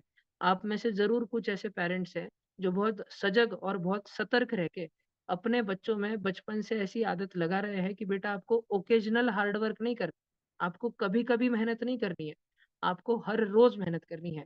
पेरेंट्स अपने बच्चों के परवरिश में ये एक आदत लगाने में कई सारे पेरेंट्स कम रह जाते हैं। आगे चल के यही पेरेंट्स सोचते रहते हैं कि यार अपन ने क्या नहीं किया। अपन ने तो जो चाहा वैसी स्कूल दी, जो चाहा वैसा फाउंडेशन क्लास लगा दिया। बचपन से वो भैया का एक सेशन हुआ था तो फाउंडेशन क्लास भी लगा दिया। 11वीं-12वीं में अपन ने बच्चों को कोटा पढ़ने भेज दिया या संभाजी नगर भेज दिया या अच्छे से अच्छे जगह अपन ने पढ़ने के लिए वो बच्चों को भेजा। और इतना सब करने के बावजूद भी कम क्या रह गया? कम ये रह गया कि आपके बच्चे में पढ़ाई की आदत ही नहीं। वो उसमें निरंतरता नहीं थी कि रोज़ करना है। आपका बच्चा ओकेजनल हार्ड वर्क की आदत में रह गया, क्योंकि आप सिर्फ़ और सिर्फ़ स्कूल के मार्क देखते थे। आपको इससे फ़र्क नहीं पड़ता था कि आपका बच्चा अनेकों अनेक स्पर्धात्मक परीक्षाओं में अच्छा कर रहा है या नहीं। या कई सारे पापा लोग साल भर अपने बच्चे की स्कूल की पढ़ाई ट्रैक नहीं करते थे। वो लास्ट में जाके सिर्फ़ फाइनल एग्ज़ाम का रिज़ल्ट देखने जाते थे कि लास्ट में बच्चे ने क्या किया। अगर आप अपने बच्चों की पढ़ाई को ओकेजनल लेंगे, अगर आप अपने बच्चों को ओकेजनल हार्ड वर्क करने की आदत लगाएँगे, तो स ज़ाहिर-सी बात है मैं आपको बता के रखता हूँ कि आपका बच्चा तो सक्सेसफुल नहीं होने वाला है। क्योंकि ओपन कैटेगरी का ही अगर अपन ज़िक्र करें, तो सिर्फ़ ओपन कैटेगरी में अपना ही समाज, माहेश्वरी समाज ही नहीं आता है, अन्य भी और समाज हैं। और जिनको मेहनत करनी है, वो बच्चे तो पूरे देश भर में मेहनत कर ही रहे हैं। मैं किच पिछले अनेक वर्षों से इस एजुकेशन की फ़ील्ड में रहने के कारण मैंने सभी भिन्न-भिन्न प्रकार के बच्चे देख लिए हैं। और मुझे इतनी बात तो मालूम है कि जिस बच्चे को शिद्दत से मेहनत करनी है, ऐसे बच्चों की कमी बिल्कुल भी नहीं है, बिल्कुल भी नहीं है। तो अगर आप पेरेंट्स चाहते हैं कि आपका बच्चा भी आज ना कल चल कर के ऐसे बच्चों की श्रेणी में आए, जिनका रैंक बहुत अच्छा होता है, जिनका करियर बहुत अच्छा होता है, जो बहुत हाई परफ़ॉर्मर बच्चे होते हैं। तो हाई परफॉर्मेंस सहज नहीं आ जाता, सपने देखने से नहीं आ जाता। आपको आपके बच्चे में 11वीं-12वीं में के प्रवेश के पूर्व एटलीस्ट 11वीं-12वीं में जब आप कोचिंग के एडमिशन के लिए जाएँ, उससे 1 साल पहले यानी 10वीं कक्षा में या हो सके तो 2, 3, 4, 5 साल पहले यानी जब आपका बच्चा 9th स्टैंडर्ड में जा रहा है, जब आपका बच्चा 8th में जा रहा है या जब आपका बच्चा 6th, 7th में जा रहा है, तब से आपके बच्चे को डेली हार्ड वर्क करने की आदत होनी चाहिए। भैया हार्ड वर्क करे तो क्या करे? वो जो बच्चा फाउंडेशन पढ़ के आया, उसको 3 लाख रुपए की जो फीस थी 11वीं-12वीं की, वो 30,000 हो गई। और हमारा बच्चे ने फाउंडेशन नहीं किया था, या किया करने या बस क्लास लगाने से फाउंडेशन नहीं हो जाता है। डेली मेहनत करने से, डेली पढ़ाई करने से उस चीज़ का फ़ायदा मिलता है। तो हमको तो पूरे 3 लाख भरने पड़े। भैया चलो ठीक है, 11वीं-12वीं में ठीक है कि पैसे की तो कोई कमी नहीं है। उनके बच्चा 3 लाख रुपए का 30,000 में पढ़ लिख गया, हमारे बच्चे के लिए हमने तो पूरी फीस भर दी 3 लाख। बावजूद इसके भी हमारे बच्चे का कोई विशेष रिज़ल्ट नहीं आया भैया। तो क्यों नहीं आया? क्योंकि आपका बच्चा और उनके बच्चे की बैच बड़ी अलग रहती है। आप सभी पेरेंट्स एक बात को समझिए, सब लोग अलग-अलग फ़ील्ड में काम करते हैं। आप में से कई लोग बिज़नेस में होंगे, कई लोग डॉक्टर्स होंगे, कोई लोग इंजीनियर्स होंगे, कोई सर्विस सेक्टर में होंगे, सभी लोग अलग-अलग फ़ील्ड में हैं। मैं अपने इस पढ़ाई वाले फ़ील्ड का एक इम्पोर्टेंट अनुभव आपके साथ शेयर करता हूँ। इस पढ़ाई वाली एजुकेशन वाली इंडस्ट्री में कक्षा तीसरी, चौथी, 5वीं ज़्यादा से ज़्यादा छठी, 7वीं तक बच्चों पे मेहनत ली जाती है। बच्चों को अगर कोई बच्चे से पढ़ाई नहीं हो रही ना, उसको करवाई जा रही है। ऐसा कमर्शियल कोचिंग क्लासेस में होता है। 7वीं 8वीं कक्षा से आगे या विशेष तौर पे 11वीं 12वीं कक्षा में कोई आपको ये नहीं बोलने वाला कि बेटा मेहनत कर लो। कोई भी आपको नहीं बोलने वाला, आपके टीचर भी नहीं बोलने, क्योंकि उनको उनकी सैलरी मिल रही है। और जो सबसे अनुभवी शिक्षक है, जो 20-20, 25-25 साल से इस फील्ड में है, वो नॉर्मल बच्चों को पढ़ाते ही नहीं हैं। जो बच्चे ऑडिशन करके आए हैं, जो बच्चे अपना बेस बनाकर आए हैं, वो टीचर ऐसे ही बच्चों को पढ़ाते हैं। यानी कि आप 3 लाख रुपए भर के आपके बच्चे का दाखिला, आपके बच्चे का एडमिशन XYZ कोचिंग क्लासेस में ले रहे हो 11वीं-12वीं, और एक दूसरा बच्चा है जो फाउंडेशन कर चुका है, जो बहुत सारी पढ़ाई बचपन से करता आया है, उसी सेम कोचिंग क्लास में, उसी बिल्डिंग में वो बच्चे को 3 लाख के बजाय 30,000 रुपए का खर्चा आया। 2 साल का 11वीं-12वीं का 30,000 रुपए का खर्चा आया। पहले तो शायद आप में से कई सारे पेरेंट्स को ये बात सुन के ही अजीब लगे कि बाप रे! 30,000 में हो जाता है? ऐसा तो हमने सुना ही नहीं। मैं इस फील्ड से हूँ, इस फील्ड में बहुत क्लोज़ली काम करता हूँ, इसलिए मैं आपको कुछ इनसाइट्स दे रहा हूँ। इस फील्ड की कुछ जानकारी दे रहा हूँ, जिससे कि जिस जानकारी के कारण शायद आप में से कुछ पेरेंट्स सजग होंगे, सभी तो नहीं होंगे, लेकिन कुछ पेरेंट्स सजग होकर के अपने बच्चों को बचपन से ध्यान देना, उनके पढ़ाई में बचपन से ध्यान देना शुरू करें, राइट? तो 11वीं-12वीं में सच्ची में ऐसा होता है। और दूसरा बड़ा फ़र्क, शायद आप पेरेंट्स पैसे भी भरने की पूरी तैयारी रखें और पैसे भर भी दें, पूरी की पूरी फीस जमा कर दें। लेकिन एक बात जो आपके बस में नहीं है, वो ये है कि वो दूसरा बच्चा जो 30,000 रुपीज़ भर के भी, 30,000 रुपए भर के भी एक स्टार बैच में सीख रहा है। उसके बैच में खाली 10-15 बच्चे बैठते हैं, और उसके जैसे ही सारे के सारे होशियार बच्चे बैठते हैं जो बचपन से फाउंडेशन करते आए हैं। और जिस शिक्षक का अनुभव 20 साल, 15 साल, 25 साल का अनुभव है, ऐसा शिक्षक या ऐसे शिक्षक उन बच्चों को पढ़ाते हैं। उन केवल 10-15 सीमित बच्चों को पढ़ाते हैं। उन शिक्षकों का पूरा ध्यान उन 10-15 बच्चों पर होता है। और आपका बच्चा अपने पूरी फीस भरने के बावजूद भी ऐसे बैच में बैठेगा जहाँ पर 100 बच्चे, 150 बच्चे, 200 बच्चे बैठे हैं। ऐसे बैच में रहने के बाद और ऐसे शिक्षक आपके बच्चों को पढ़ाने आएँगे जिनका अनुभव 1 साल, 2 साल, या जिन्होंने बस जॉइन ही किया है, जो इस शिक्षण के क्षेत्र में शिक्षक बनना चाह रहे हैं। ऐसे शिक्षक आपके बच्चे को पढ़ाएँगे। आप पेरेंट्स फ़र्क समझने की कोशिश करिए। जो बच्चा पहले से पढ़ाई करता आया है, जो बच्चा पहले से अपना बेस बना, शिक्षण अनुभवी मिल रहे हैं, ज़्यादा दर्जेदार मिल रहे हैं, उसकी फीस भी कम है और उसके बैच में बच्चे भी कम हैं, जिसके कारण जो शिक्षक, जो टीचर उस बच्चे को पढ़ा रहा होगा, उसका बहुत ज़्यादा ध्यान उन 10-15 बच्चों में रहेगा। जब मान लीजिए कि मैं एक टीचर हूँ, मेरे सामने अगर 10, 15, 20, 25, 30 ही बच्चे रहे, तो ज़ाहिर-सी बात है 20, 25, 30, 40 बच्चों में मुझे सब पर ध्यान देते आएगा। लेकिन अगर मेरे पास क्लास में 100, 150, 200 बच्चे बैठते हों, तो मेरा ध्यान सभी पर जाए, सभी बच्चों का नाम भी मुझे याद हो जाए, शायद ये संभव ही नहीं है। जो कि 90% बच्चों के साथ में होता है। 11वीं और 12वीं कक्षा में तो ज़ाहिर-सी बात है, ये ओपनली अगर आपको ना मालूम हो, डायरेक्टली आपको नहीं मालूम हो, तो इनडायरेक्टली होता ही। आपका बच्चा अगर पूर्व रूप से फाउंडेशन करके आया है, आपका बच्चा अगर पहले से एक सॉलिड मजबूत बेस पढ़ाई में बना के आया है, तो वो कुछ कर पाएगा। और जिन पेरेंट्स को शायद ये लग रहा है कि ये तो शायद साइंस के ही फील्ड में होता होगा, ये तो जेईई नीट वाले में ही होता होगा, इसका कॉमर्स की फील्ड से क्या लेना-देना, हमारे बच्चे को तो कॉमर्स करना है, इसका सीयूईटी परीक्षा से क्या लेना-देना, या इसका लॉ से, हमारे बच्चे को तो वकील बनना है भाई साहब, लॉयर बनना है, उसका उससे क्या लेना-देना।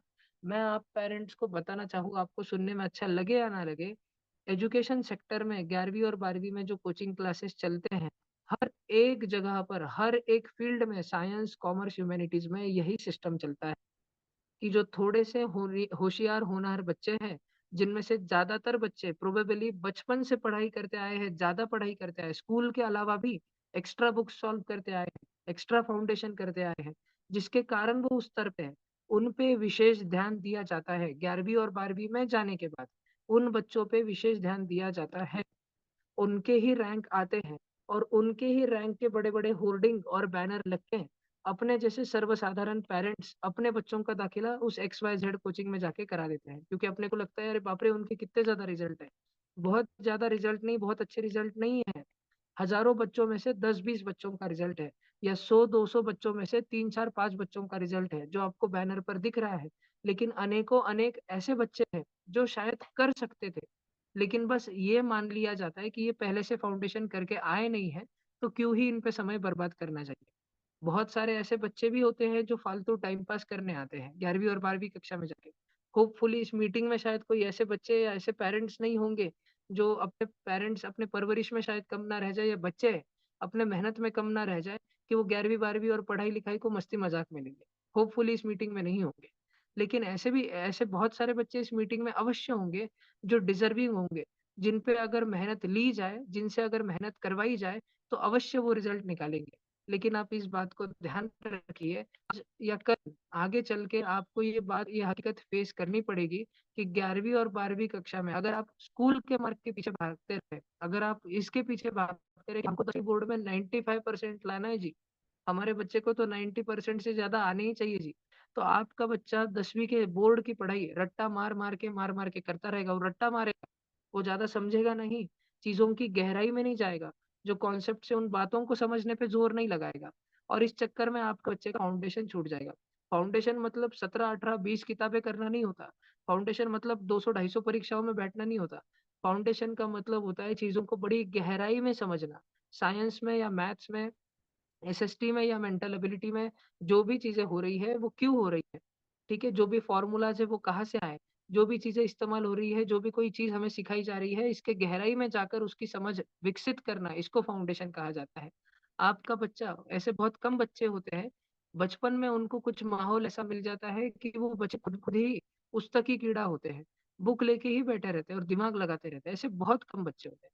ज़्यादातर बच्चे ऐसे नहीं होते, इसलिए मम्मी-पापा को परिश्रम लेना पड़ता है, संघर्ष ले करना पड़ता है, मेहनत लेनी पड़ती है बच्चों पर। उन्हें केवल क्लास लगाकर नहीं हो जाता। उनको केवल किताबें लाकर दे दी, उनके केवल 10 परीक्षाओं के फॉर्म भर दिए, इससे नहीं होता।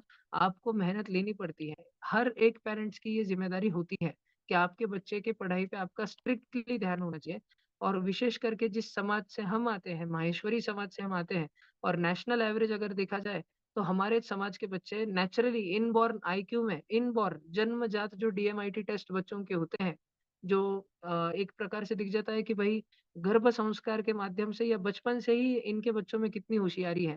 तो हम एक ऐसे समाज से बिलॉन्ग करते हैं, जिसमें बच्चों की जन्मजात होशियारी ज़्यादा होती है। सच में नेशनल एवरेज में बहुत ही ज़्यादा होती है, राइट?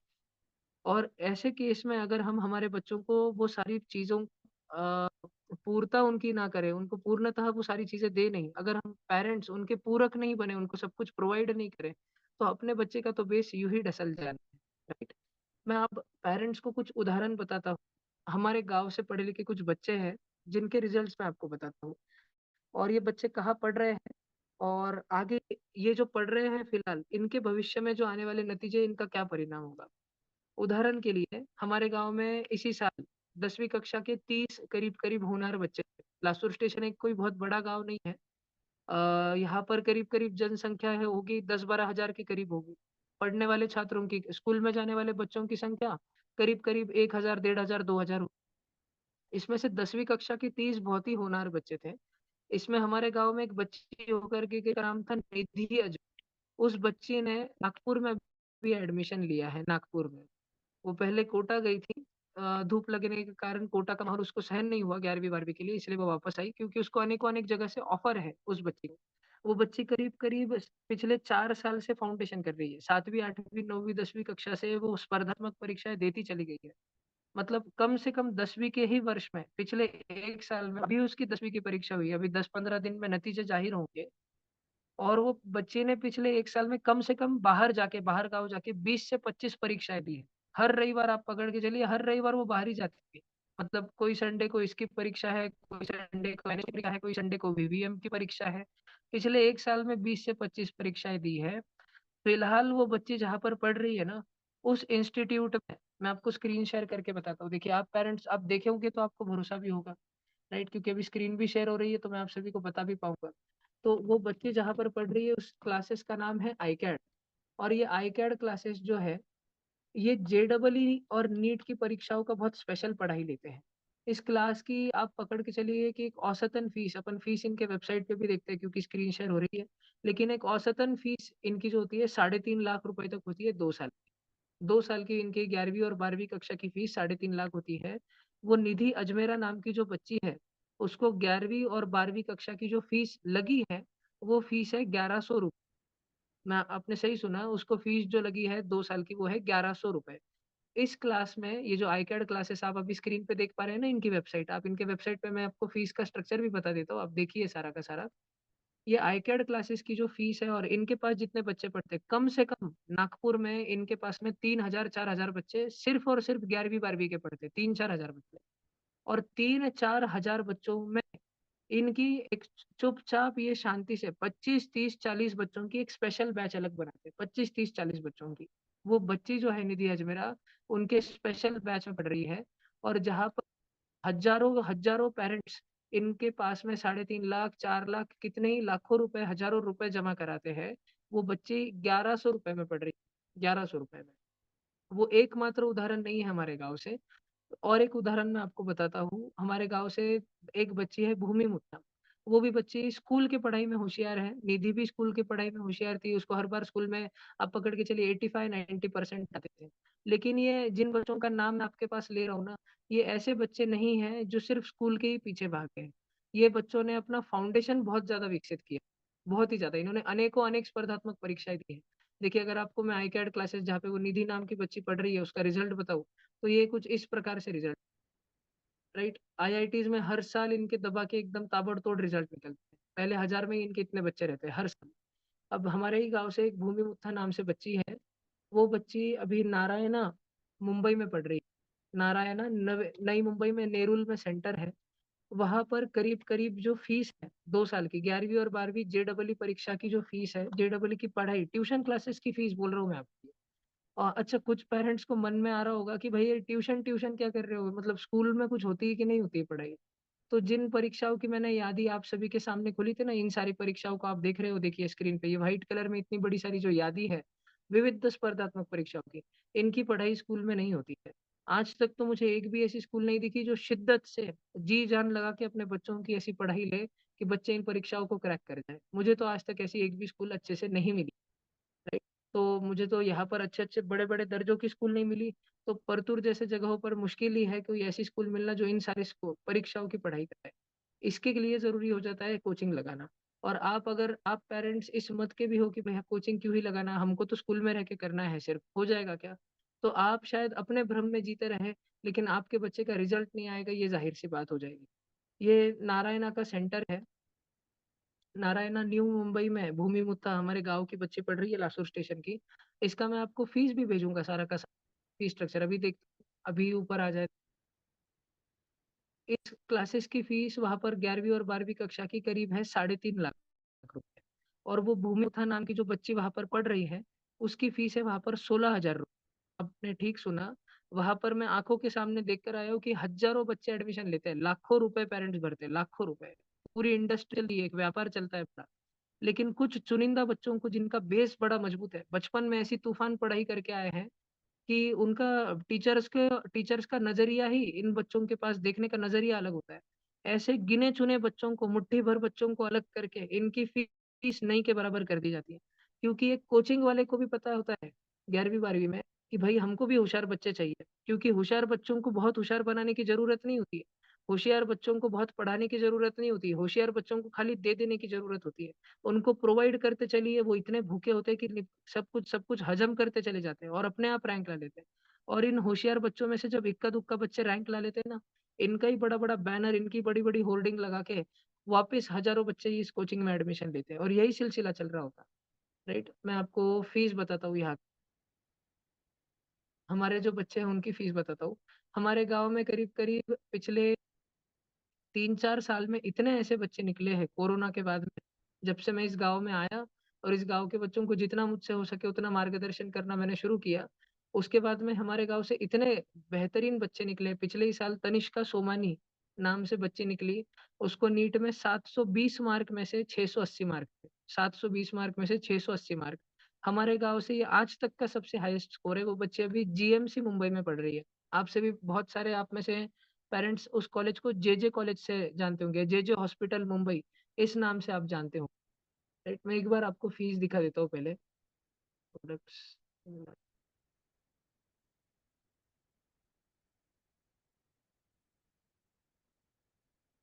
या तो फीस डायरेक्ट ओपनली दिख नहीं रही है इनके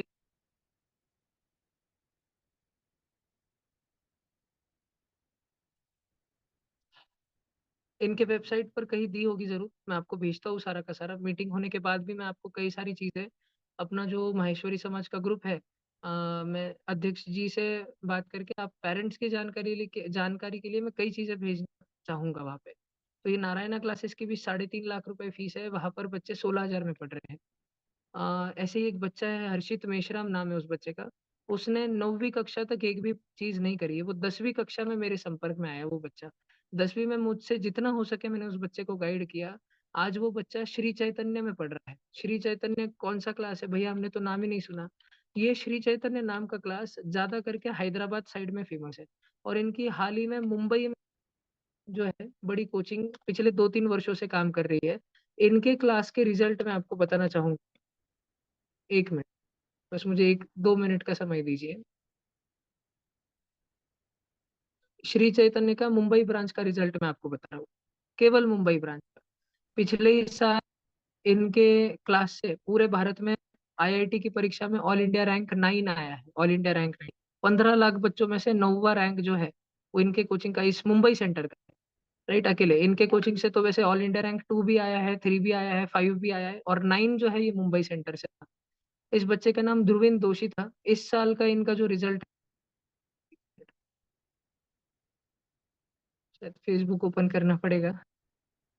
तो इस साल का जो इनका रिज़ल्ट है देखिए ये 2 बच्चे आपको दिख रहे होंगे। अर्नव निगम ये क्लास कक्षा 11वीं का बच्चा है।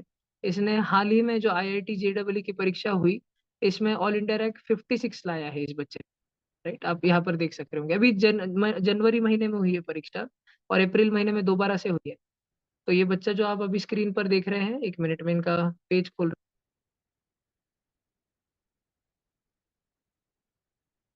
ये जो बच्चा आप देख रहे हैं ना अभी स्क्रीन पर, ये यहाँ पर पढ़ रहा है और ये अकेला रिजल्ट नहीं, आप यहाँ पर साइड में देखिए मैं ब्लू कलर में हाइलाइट कर रहा हूँ। इसी साल 15 लाख बच्चों में से इन्होंने ऑल इंडिया रैंक 56, 89, 188, 409, 615, 759 और 776 ऐसे रैंक केवल मुंबई के अपने एक सेंटर से दिए। मतलब सामने 25 बच्चे बैठते हैं ना, 25 बच्चों को पढ़ाते हैं ये वहाँ पे। हर साल केवल 25 बच्चों का ही एडमिशन लेते हैं वहाँ पर ये और उसमें से ऐसे रैंक निकालते हैं। हमारे लासुर स्टेशन का एक बच्चा है हर्षित मेश्राम नाम से जो मुझसे 10वीं में संपर्क में आया। वो बच्चा तो 8वीं 9वीं उसने होमी भाभा नहीं दी, उसने तो स्कॉलरशिप की परीक्षा नहीं दी, उसको 5वीं में नवोदय की परीक्षा होती नाम भी नहीं पता था। इतना दुर्भाग्यवश वो अभाव में रहा है, इतनी परीक्षाएँ उसकी छूटी है और वो बच्चा यहाँ पर सिलेक्ट हुआ है, इस क्लास में पढ़ने के लिए सिलेक्ट हुआ है। उस बच्चे को रहने के लिए, सब कुछ करने के लिए यहाँ पर फ्लैट ऑफर हुआ है।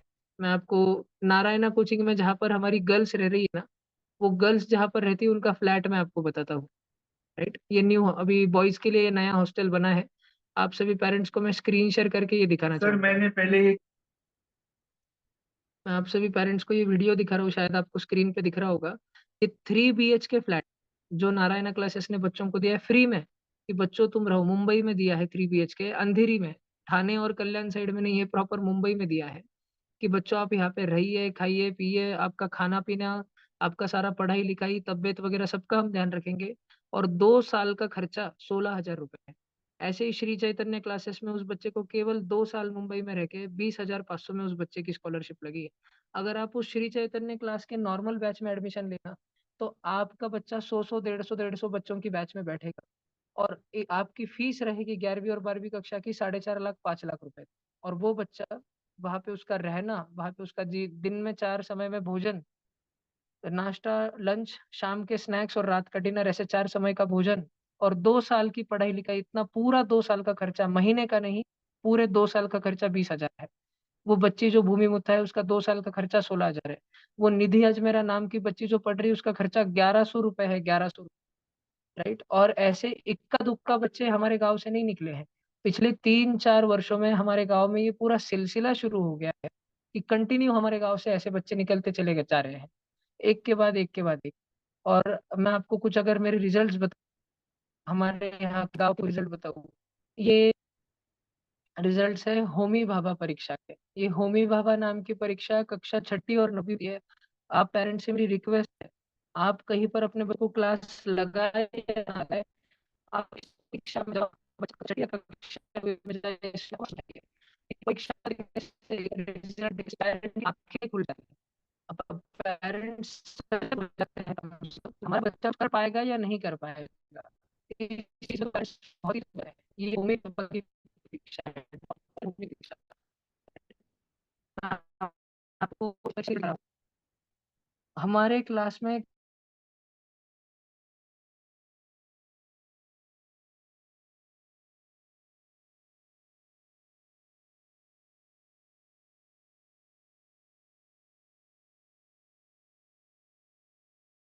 हमारे क्लास में करीब-करीब लासुर स्टेशन में 37 बच्चों ने ये परीक्षा दी, जिसमें से 13 बच्चे लेवल 2 के लिए सिलेक्ट हुए, राइट? और 36 बच्चे इस परीक्षा को पास कर गए। ये वो बच्चे हैं जिन्होंने इसी साल, पिछले ही साल होमी भाभा की परीक्षा निकाली है। मुझे बोलते हुए भी बड़ा आनंद होता है कि परतूर से ही हमारी एक ऑनलाइन स्टूडेंट भी है, हिमांशी मंत्री। इस बच्ची ने भी ये होमी भाभा लेवल 1 की परीक्षा, पहले ही साल है ऑनलाइन क्लास का और इसने ये परीक्षा लेवल 1 इस परीक्षा का क्लियर कर दिया। साथ ही में हमारे पास में परतूर से अनेक और भी बच्चे हैं ऑनलाइन का क्लास के लिए इस साल और भी बच्चे काफ़ी बच्चे जॉइन हुए हैं। मैं आपको और एक परीक्षा का रिज़ल्ट बताऊँगा, आपको जान के बड़ा अच्छा लगेगा। ये वीवीएम की परीक्षा है। अगर आपके बच्चे कक्षा छठी से लेके कक्षा 10वीं तक कोई सबसे कठिन परीक्षा देने का मन रखे ना, तो ये वो परीक्षा है जिसमें अच्छे-अच्छे बच्चों की हालत खराब हो जाती है। ये कक्षा छठी से लेके कक्षा 11वीं तक की सबसे कठिन परीक्षा है। इसमें पूरे महाराष्ट्र में से हज़ारों-हज़ारों बच्चों में से प्रत्येक क्लास के केवल 20 विद्यार्थी सिलेक्ट किए जाते हैं। मतलब 6th स्टैंडर्ड के अगर पूरे महाराष्ट्र में से 10,000 बच्चे इस परीक्षा को दें, करीब-करीब 5-10 हज़ार बच्चे इस परीक्षा को दें, केवल 6th स्टैंडर्ड के, उसमें से मात्र 20 बच्चे सिलेक्ट किए जाते हैं। 7वीं के केवल 20, 8वीं के केवल 20 और ऐसे 11वीं तक केवल 20, यानी छठी से 11वीं के केवल 120 बच्चे इस परीक्षा में इनका चयन होता है। इन 120 बच्चों को राज्य सरकार अ, अगले पड़ाव के लिए ऑफलाइन में एक जगह पर बुलाती है, एक कॉलेज में, प्रतिष्ठित कॉलेज में बुलाती है। इस साल ये वीवीएम की परीक्षा नांदेड़ में हुई थी। श्री गुरु गोबिंद सिंह जी इंजीनियरिंग इंस्टीट्यूट में ये परीक्षा हुई और इन 120 बच्चों में से, यानी प्रत्येक क्लास के 20-20 बच्चों में से केवल और केवल 2 बच्चों का चयन होता है। और ये परीक्षा कोई एरो-गैरों की नहीं है, ये ऑफ़िशियल केंद्र सरकार की परीक्षा है। आपके बच्चे, अधिकतम बच्चे सीबीएसई बोर्ड में पढ़ते होंगे, एनसीईआरटी की किताब यूज़ करते होंगे। ये परीक्षा सीबीएसई, एनसीईआरटी द्वारा कंडक्ट की जाती है। विज्ञान भारती जो संस्था है केंद्र सरकार की, या संघ परिवार से जुड़ी हुई, उसके माध्यम से ये परीक्षा कंडक्ट की जाती है और ये पेपर सेट जो है पूरा सीबीएसई करता है। केंद्र शासन की ये परीक्षा है और इन प्रत्येक क्लास के जो 20-20 बच्चे वहाँ पर आते हैं, मात्र उनमें से 2 बच्चे नेशनल के लिए सिलेक्ट होते हैं। मतलब छठी कक्षा के 2, 7वीं कक्षा के 2, ऐसे चल करके 11वीं कक्षा तक 2। ये पूरे महाराष्ट्र राज्य से 12 बच्चे। आपको जान के बड़ा अत्यंत आनंद होगा, अच्छा भी लगेगा कि पूरे महाराष्ट्र के जो 12 बच्चे थे, उनमें से 5 बच्चे लासुर स्टेशन के हैं, 5 बच्चे। 3 बच्चे मुंबई के हैं, 4 बच्चे पूना के हैं और 5 बच्चे लासुर स्टेशन के हैं। जिनमें आप देख पा रहे होंगे कि ये बच्चे रैंक 1, 2, 3, जो जिनका 20 में से रैंक 1, 2, 3 आता है, उनको वहाँ पुरस्कृत किया जाता है। ये सारे बच्चे हैं। सामने जो सबसे मिडल सीट में बैठा है, इस बच्चे का नाम पार्थ मुंदड़ा है, राइट? पीछे जो बैठा है ये जय कर्नावट है, ये अभी 12वीं कक्षा में है बच्चा। अगले साल अब आपको इसका आईआईटी जेईई में रैंक दिखेगा पहले 1000 में। ये बच्ची जो है निधि अजमेरा, पिंक शर्ट में बैठी है पीछे, इसका 1100 रुपए में 2 साल की पढ़ाई लिखाई हो रही है। ये हमारा ऑनलाइन स्टूडेंट है अधिराज अग्रवाल, ये एक ऑनलाइन स्टूडेंट है लातूर से अद्विक पाटिल। ये सभी हमारे बच्चे हैं, सारे के सारे। इन आप जो देख रहे हैं, ये 8 फोटो आप जो देख रहे हैं, इन 8 फोटोज में से 5 बच्चे अगले मई के महीने में, इस आने वाले मई महीने में 23 और 24 तारीख को, जो मई का महीना लग गया आज से ही, तो इसमें आईआईटी कानपुर के लिए जा रहे हैं ये बच्चे। जिन 12वीं कक्षा में जिस आईआईटी की परीक्षा होती है, ये बच्चे आज बचपन में वहां पर जाकर आने का मौका पा रहे हैं। ये हमारी ऑनलाइन स्टूडेंट है। ये विद्यार्थिनी अंडमान निकोबार से क्लास करती है, अंडमान निकोबार में ये रहती है, अधीरा भूमिनाथन। ये वहां से हमारे क्लास करती हैं, और ये भी वीवीएम नेशनल लेवल में आईआईटी कानपुर में आ रही है। मैं वही वहीं पर इस बच्ची को भी मिलूंगा। राइट। और ऐसे अनेक परीक्षाएं हैं। Now coming back to the point कि भैया हम एग्जैक्टली करें तो करें क्या, मतलब हम हमारे बच्चों को क्या करें जिससे कि फायदा हो। हमको ये सेशन में से कुछ कुछ समझ आ रहा है। हालांकि मेरा जो अनुभव है, ये 2 घंटे में भी या 4 5 6 घंटों में भी बताना कम है। मैं आगे भी आपको रिकॉर्ड करके अनेक सेशन ग्रुप पे डालूंगा। लेकिन फिलहाल के लिए संकल्प भैया, हम ऐसा फिलहाल के लिए हम क्या करें जिससे कि हमारे बच्चे को अभी बहुत फायदा हो ये सारी चीजों का। राइट। तो मैं आपको एकदम, मैंने जैसे कि कहा था कि कक्षा 1 से 10वीं के लिए, और जो बच्चे 11वीं 12वीं में अगर हाल ही में गए, उनके लिए सेशन बड़ा फायदे का होगा। मैं आपको बताता हूँ। अगर आपका बच्चा इस साल पहली कक्षा में, फर्स्ट स्टैंडर्ड में है, तो मैं आपसे विनती करूंगा कि आप उसको एसओएफ आईएमओ और एसओएफ एनएसओ इन परीक्षाओं में बिठाइए। साइंस, मैथ और इंग्लिश 3 ओलंपियाड होते हैं। आपने अगर कागज और पेन लेकर के आप बैठे होंगे, एक डायरी पेन लेकर के बैठे होंगे, तो आप इन परीक्षाओं का नाम लिख लीजिए प्लीज। अगर आपके घर में कोई ऐसा बच्चा है, आपके रिश्तेदारों में है या आपके घर में ही है, जो कक्षा पहली, दूसरी या तीसरी में गया है, फर्स्ट सेकंड थर्ड में गया है, तो प्लीज विनती है आप सभी से कि आप उसको इन 3 परीक्षाओं में बिठाइए। एनएसओ, आईएमओ और IEO, science olympiad, math olympiad और इंग्लिश ओलंपियाड। अब रही बात कि भैया हम इसकी पढ़ाई कहाँ से करेंगे, हमको तो कोई पता ही नहीं है इसकी बुक्स कौन सी होती है, ये परीक्षा में सिलेबस क्या आता है। तो मैं आप सिर्फ मुझे इस सेशन के अंत में व्हाट्सएप पर मैसेज करिए। कक्षा पहली, दूसरी, तीसरी के बच्चों का हमारा एक व्हाट्सएप ग्रुप है, जिसमें साल भर हम सब कुछ फ्री में प्रोवाइड करते हैं। ना आगे पीछे, डायरेक्टली इनडायरेक्टली हम 1 रुपया भी नहीं मांगते हैं। हम सब कुछ फ्री में प्रोवाइड करते हैं। हम किताबें फ्री में देते हैं, हम मटेरियल्स फ्री में प्रोवाइड करते हैं, हम अनेकों अनेक चीजें, फर्स्ट सेकंड थर्ड का व्हाट्सएप ग्रुप हमने बनाया है, उसमें हम देते चलते हैं। और अनेकों अनेक परीक्षाओं का मार्गदर्शन उस पे देते हैं। लेकिन 17 परीक्षा देने के बजाय, जो पेरेंट्स पहली बार, जिनकी इच्छा हो रही है कि बाबा चलो इस साल से तो अपने बच्चों को बिठाएंगे, ये सेशन सुनने के बाद में पिछला 1 1.5 घंटे से जो चर्चा हो रही है या जो मैं कुछ बता रहा हूँ, उसके बाद अगर यदि आपको लग रहा होगा कि यार इस साल से अपने बच्चों को कुछ 1 2 परीक्षा तो देने लगाएंगे, देखते हैं क्या होता है, कितने मार्क आते हैं, तो आप फर्स्ट सेकंड थर्ड के बच्चों को अवश्य ये 2 परीक्षा देने लगाएं। अगर आपका बच्चा कक्षा फोर्थ में है, राइट, अगर आपका बच्चा कक्षा फोर्थ में है और आपके आसपास में आपके आसपास में अगर नवोदय परीक्षा के कोई क्लासेस चलते होंगे नवोदय परीक्षा के लिए, तो आप कोशिश करिए कि कक्षा फोर्थ के बच्चों को आप नवोदय के आसपास के अगर कोई क्लासेस होंगे तो आप लगाइए। अन्यथा, अगर आपका बच्चा कक्षा फोर्थ में है, इस साल गया है चौथी कक्षा में, और वो बहुत ही ज्यादा होशियार है, अगर आपको सच में ऐसा लगता है कि बहुत ही ज्यादा होशियार है सच में ही, तो आप हम एक स्क्रीनिंग टेस्ट कराते हैं। एक स्क्रीनिंग टेस्ट मतलब हम एक बेसिक 1 घंटे का पेपर होता है जो निशुल्क होता है, उसके कोई चार्जेस नहीं होते हैं, जिससे कि मैं ये बात समझ पाता हूँ कि सच में वो बच्चा कितना होशियार है। और उसके उपरुक्त, उसके अनुसार मैं मम्मी पापा को गाइड कर पाता हूँ कि देखिए आपका बच्चा कितना इस स्तर का होशियारी रखता है, और इससे आगे आप अपने बच्चों को ये XYZ किताबें लाके दीजिए, आप उसको ये 2 4 परीक्षाओं में बिठाइए, और आने वाली भविष्य की इन 2 4 परीक्षाओं की पढ़ाई आप शुरू कराइए। आप मोटा मोटा पकड़िए कि मान लीजिए आपने मेरा वो पेपर दिया जो कि कंप्लीटली निशुल्क है, डायरेक्टली इनडायरेक्टली मैं उसके कोई भी चार्जेस नहीं लेता, और विशेष करके माहेश्वरी समाज के लिए मैं निरंतर तत्पर रहता हूँ काम काम करने के लिए।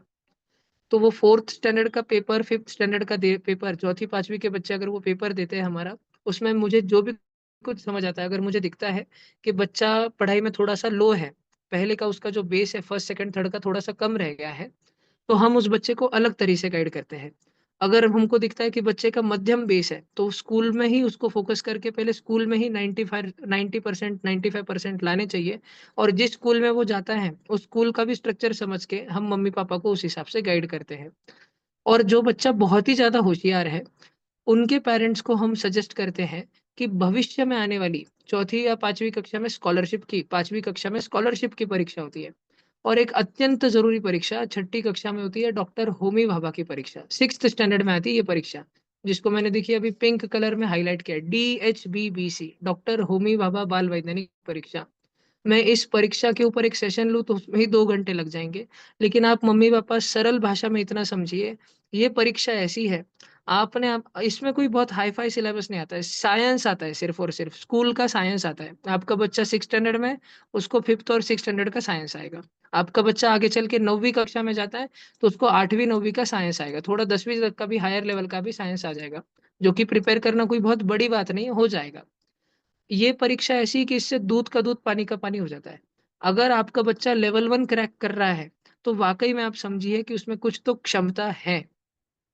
अगर आपका बच्चा आपको लगता है कि होशियार बहुत है, फिर भी इस परीक्षा का एक भी लेवल क्रैक नहीं कर पाया, इस परीक्षा के 4 लेवल होते हैं। अगर आपका बच्चा पहला लेवल कुछ कारणवश क्रैक नहीं कर पाया, तो आपको सजग और अलर्ट हो जाना चाहिए कि भाई अपने को तो लगता है भाई साहब अपने को तो लगता है अपना बच्चा होशियार है, फिर कैसे रह गया? क्या कमी रह गई?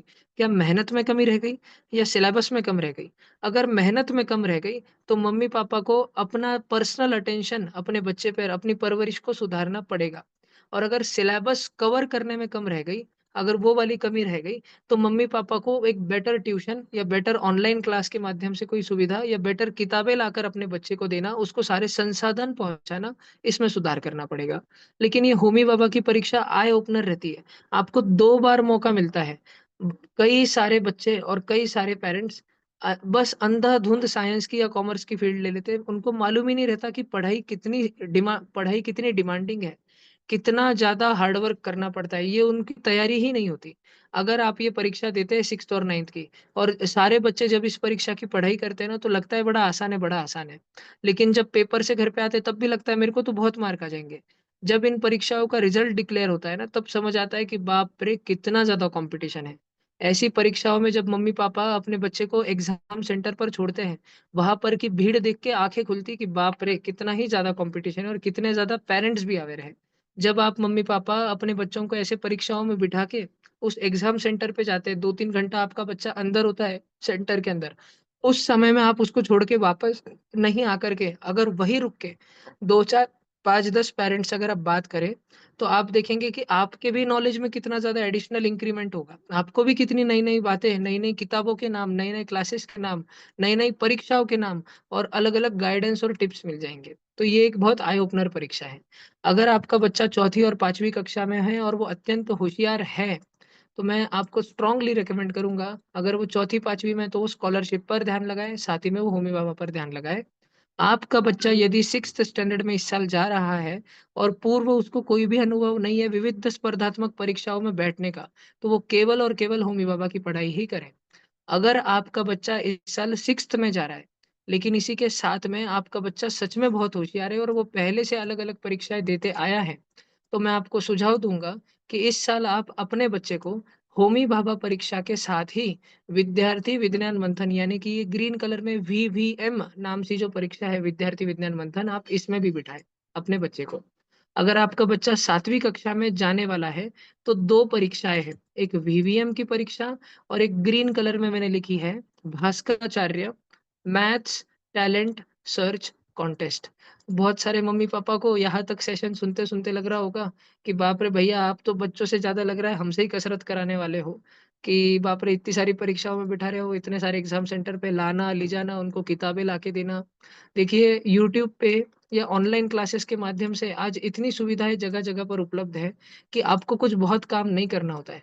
आपको करना इतना होता है कि आपको परीक्षा का फॉर्म सबसे पहले भर देना है और जब भी आपको फ्री टाइम मिले, इन परीक्षाओं का नाम यूट्यूब पर डालकर अपने फ्री टाइम में थोड़ी वीडियो, थोड़ी हिंदी में वीडियो, हिंदी भाषा के वीडियो सुनते रहने हैं। जानकारी एकजुट करते रहनी है क्योंकि अंत में सवाल आपके आपके आपके खुद के बच्चे का करियर का है। आप उसको इन परीक्षाओं में बिठाओगे, चाहे वो सक्सेसफुल हो या ना हो, अगर वो इस परीक्षाओं की कन भर भी पढ़ाई करेगा, तो जितना उसका नेचुरल लेवल है, जितनी उसकी स्तर है स्कूल के पढ़ाई का, उससे थोड़ा-सा ज़्यादा स्तर बढ़ जाएगा। अगर आपका बच्चा डेडिकेशन में किसी के मार्गदर्शन के नीचे किसी क्लास में ज्वाइन करके किसी फाउंडेशन के कोर्स के माध्यम से या टीचर्स के अंडर अपने स्कूल के टीचर्स का सहारा लेके इन एग्जाम्स की पढ़ाई करे, तो भी उसका लेवल बहुत ज्यादा बढ़ जाएगा। और रही बात पेपर्स की, तो आप बेफिक्र होके कभी भी मुझे संपर्क कर सकते हैं कि भैया हमारा बच्चा XYZ परीक्षा में बैठा है, आपने उस सेशन में बताया था, हमने बिठाया है। आप अगर कुछ मदद कर सकते हो तो आप करिए, आप कुछ पेपर भेज सकते हो तो भेजिए, कम से कम आप किताबों के नाम बता दीजिए, हम किताब मंगा लेंगे। तो आप कभी भी मुझे निश्चिंत होके फोन कर सकते हैं। अगेन, आपका बच्चा अगर 7वीं में जा रहा है तो मैं रिपीट करूंगा, VVM और भास्कराचार्य ये दो परीक्षाएं उसको पढ़ाई करनी ही चाहिए।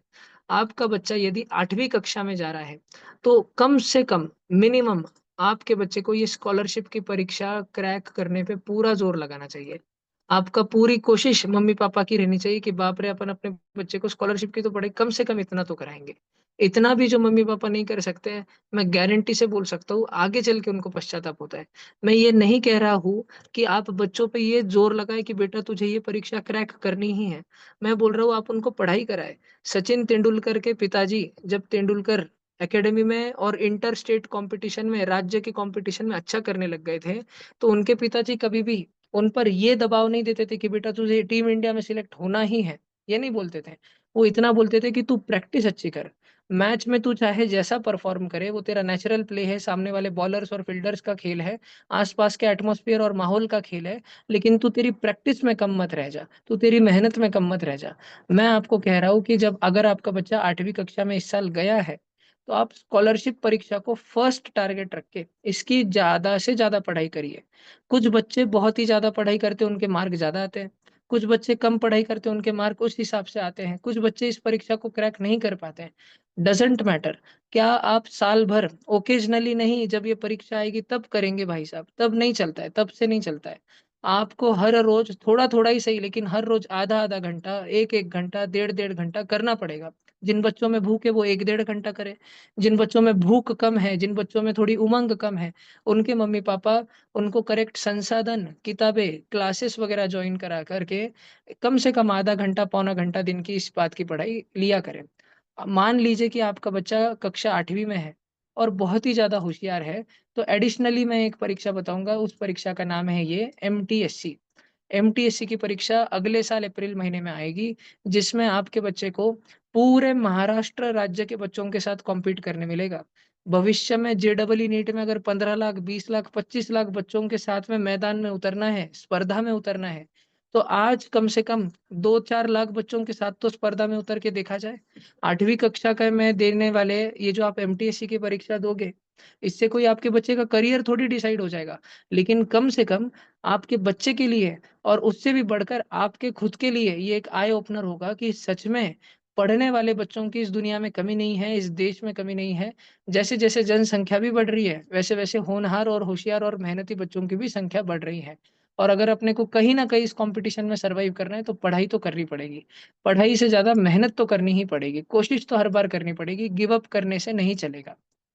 9वीं कक्षा में अगर आपका बच्चा जाने वाला है, तो आई विल स्ट्रांगली रिकमेंड कि आप सिंगल माइंडेड फोकस, मैं आपको 17 परीक्षाएं नहीं दूंगा। मैंने ऊपर लिखा है NSOIMO की परीक्षा पहली से 10वीं सभी बच्चे दे सकते हैं, लेकिन मैं नहीं कहूंगा। मैं आपको कहूंगा कि आप सिंगल माइंडेड अपना फोकस होमी भाभा की परीक्षा पर पूरा कर दे। और अगर आपका बच्चा होमी भाभा की परीक्षा लेवल 1 भी क्रैक कर जाता है, तो आप इसको एक इंडिकेटर समझिए, आप इसको एक इशारा समझिए कि अपना बच्चा साइंस या कॉमर्स या आर्ट्स की फील्ड में आगे चल करके भविष्य में जो बड़ी बड़ी परीक्षाएं आएंगी, उसको क्रैक करने का पोटेंशियल रखता है। कई बार अपन बच्चों के स्कूल के रिजल्ट को, स्कूल में जाते हैं तो मार्क कम आने पर अपन जब टीचर को पूछते हैं कि काहो सर, हमारे बच्चे के हिंदी के मार्क क्यों कम हो गए, काहो सर इसने तो खूप अभ्यास केला होता आमच्या मुलांनी, मग याचे मराठीतले मार्क का बरं कमी झालेत। ये जब अपन पूछते हैं तो टीचर एक डायलॉग मारता है, बोलता है देखिए सर, आपके बच्चे में ना कैपेसिटी बहुत है, आपके बच्चे में पोटेंशियल बहुत है, ये शब्द इस्तेमाल करेगा वो कि आपके बच्चे में पोटेंशियल बहुत है, लेकिन वो ना मेहनत नहीं करता। तो ये पोटेंशियल सच्ची में है कि नहीं है, दूध का दूध और पानी का पानी, ये बच्चों की स्कूल की ही पढ़ाई में उनको ये परीक्षा देनी है। उनको कोई 17-18 परीक्षा या 17-18 किताबें नहीं इस्तेमाल करनी है। उनको अपने स्कूल की ही पढ़ाई के आधार पर ये होमी बाबा की परीक्षा छठी और 9वीं में देनी है। और इससे दूध का दूध और पानी का पानी क्लियर हो जाता है कि अपना बच्चा क्षमता फिलहाल में या उतनी मेहनत कर रहा है क्या, कि आज हमको समझ जाए कि अपना बच्चा आगे चल के तो अवश्य कर ही लेगा। 12वीं में जाने के बाद अपना बच्चा चाहे कुछ भी फ़ील्ड ले, एक अच्छी परीक्षा निकाल के खुद का करियर और खुद का करियर के डिपेंड पे जीवन अच्छा जी लेगा। ये अपने को होमी बाबा से समझ जाता है। और अगर आपका बच्चा इस साल 10वीं कक्षा में है और 10वीं कक्षा में रहने के साथ में अगर वो रुचि रखता है कि मुझे तो पढ़ना है, मुझे तो बहुत मेहनत करनी है, तो मैं आपको कुछ परीक्षाओं के विशेष रूप से नाम बता रहा हूँ। आप इन परीक्षाओं की तैयारी अपने बच्चों को ज़्यादा से ज़्यादा करने लगाएँ। जिन मम्मी-पापा के बच्चे 10वीं कक्षा में हैं इस साल, वो अपने बच्चों को कौन-सी परीक्षाएँ बच्चों ने देनी चाहिए। सबसे पहले तो 10वीं बोर्ड, उसका सबसे ज़्यादा टेंशन घर-घर में रहता है। उसके बाद में एनएसओ और आईएमओ की परीक्षा 10वीं कक्षा के बच्चों ने देनी चाहिए और बस देने के लिए नहीं देनी चाहिए, उसकी पढ़ाई करनी चाहिए। उसके लिए जी-तोड़ मेहनत करनी चाहिए, उसके लिए किताबें लानी चाहिए। अमेज़न और फ्लिपकार्ट बच्चे-बच्चे को इस्तेमाल करते आता है। जो चाहिए मन पसंदीदा चीज़ ऑर्डर करते हैं, तो ये इन चीज़ों की किताबें भी ऑर्डर करके अगर आप पढ़ाई कराएँ, तो बहुत अच्छा होगा। और 10वीं कक्षा में रहते समय कम से कम संभाजी नगर में आके ये 2 परीक्षाएँ डीसैट और एनसैट नाम की 2 परीक्षाएँ आपको देनी चाहिए।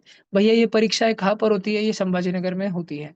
ये हमको कब मालूम पड़ेगा कब होती है, कब नहीं होती है? हर साल इसकी तारीख अलग-अलग होती है, लेकिन जनरली ये एनसैट नाम की परीक्षा अक्टूबर महीने में होती है और डीसैट नाम की परीक्षा दिसंबर महीने में होती है। एनसैट परीक्षा शायद आप परतूर से भी दे सकते हैं, परतूर के पास में शायद जो भी सेंटर है आप वहाँ से भी दे सकते हैं। डीसैट की परीक्षा के लिए आपको संभाजी नगर आना पड़ेगा और ये 2-4 परीक्षाएँ देके आपको एक आई ओपनर मिल जाएगा कि बाप रे! अपना बच्चा ये जेईई और नीट जो चीज़ें बात चल रही है, संकल्प भैया जो बड़ी-बड़ी बातें कर रहे हैं, क्या अपना बच्चा ऐसी परीक्षाएँ निकाल सकता है? ये एक आई ओपनर रहेगा। अन्यथा हज़ारों रुपए, लाखों रुपए खर्च करके अपने बच्चे पे भी प्रेशर डाल के ऐसी परीक्षाओं में 11वीं-12वीं में से उससे पढ़ाई कराना और उसपे अनयूजुअल जब उसका बेस तैयार नहीं है, उसका फाउंडेशन नहीं है, उसपे ये प्रेशर देना व्यर्थ है।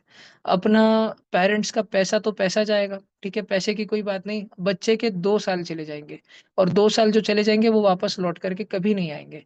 मैंने इस डिस्कशन को थोड़ा इन्फॉर्मल रखा है। मैंने अगर मुझसे नादानी में कुछ ऐसे अनयूजुअल इन्फॉर्मल लैंग्वेज अगर यूज़ हुई तो मैं उसके लिए क्षमा चाहता हूँ। लेकिन मैं आप पेरेंट्स से आप सभी मम्मी-पापा से ब्लंटली बात करना चाहता था। मैं आपको इस कोचिंग इंडस्ट्री की कुछ ऐसी बातें बताना चाहता था जिससे आप थोड़े से सजग हो जाएँ और अपने बच्चों की पढ़ाई को सच में थोड़ा सीरियसली लें। मैंने ये इस पीडीएफ के माध्यम से कौन-सी कक्षा में बच्चे को कौन-सी परीक्षा देनी चाहिए ये भी आपको बताई। बावजूद इसके अगर आप मुझे कॉल करके मुझसे बात करना चाहें, तो मैं केवल आपको मेरा नंबर दे के रख देता हूँ। राइट? आप मुझे कॉल इस नंबर पे कॉल तो नहीं लेकिन आप व्हाट्सएप मैसेज करिए और मैं मेरा कॉल के लिए दूसरा नंबर भी दे दे रहा हूँ। आप उस पे कॉल कर सकते हैं। ये मेरा नंबर है 9890779705। मेरा नाम संकल्प सोमानी है।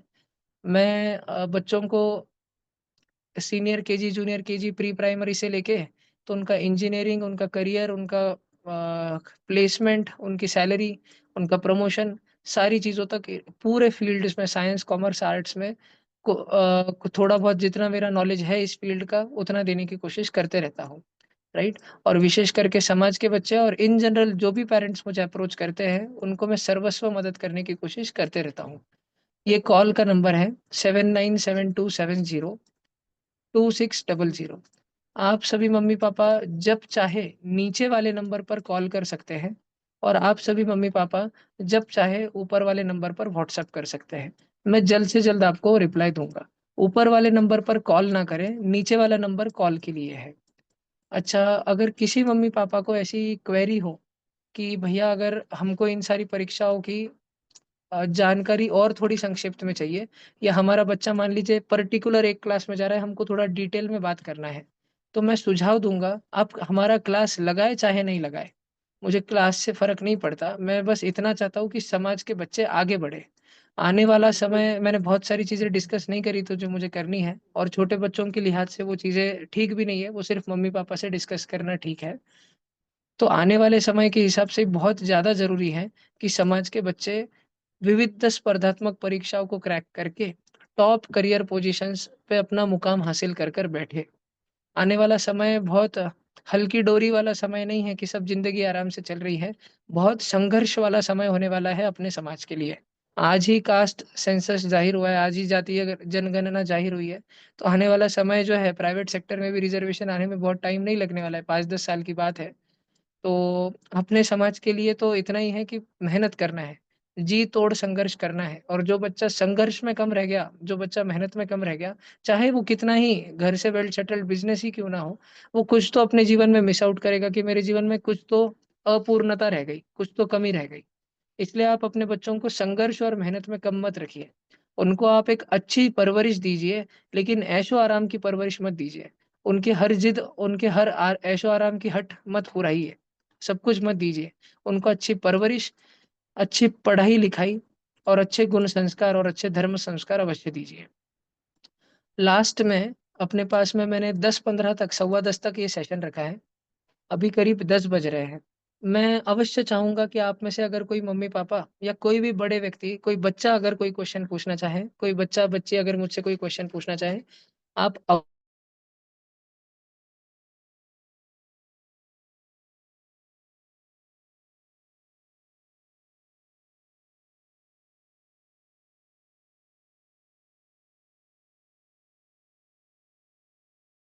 आगे चल के इतना टाइम नहीं होता है कि मैं बहुत समय आपको दे सकूँ, क्योंकि मैं दिन के कम से कम 12-15 घंटे इन चीज़ों में ही व्यस्त रहता हूँ। यहाँ पे लासुर स्टेशन में जो अपना माहेश्वरी समाज है, अगर आप कभी विज़िट कर पाए, आपको लासुर के कुछ ऐसे किस्से मालूम पड़ेंगे, कुछ नहीं, बहुत ही ज़्यादा ऐसे किस्से मालूम पड़ेंगे कि पिछले 4 वर्षों में मेरे आने के बाद इस गाँव में अनेकों अनेक बच्चों ने केवल मार्गदर्शन के वजह से, एक सही सटीक मार्गदर्शन की वजह से और उससे बढ़कर उनकी मेहनत के वजह से बहुत अच्छे, बहुत बड़े मुकाम हासिल कर लिए हैं। और आने वाले वर्षों में इस लासुर स्टेशन का नाम 2, 4, 5 साल की बात है कि हम मार्केटिंग नहीं भी करें तो सब जगह मालूम हो जाएगा, राइट? आप में से कोई भी पेरेंट्स अगर कोई भी क्वेश्चन पूछना चाहे, बेसिक से बेसिक क्वेश्चन आप पूछ सकते हैं, जो भी मन में आपकी शंका हो।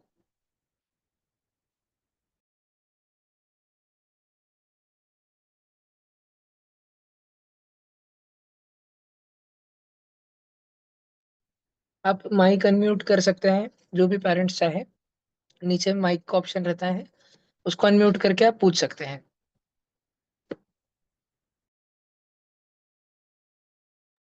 देखिए, मैंने ये केवल और केवल इस हेतु से रखा है कि समाज के और अन्य जो भी पेरेंट्स इस सेशन को सुन रहे हैं, जो भी मम्मी-पापा इतना समय अपने बच्चों के लिए निकाल सकते हैं, इतने देर रात तक जग के किसी भैया का भाषण सुन सकते हैं, उनको, उनके बच्चों को अवश्य इस चीज़ का फ़ायदा हो।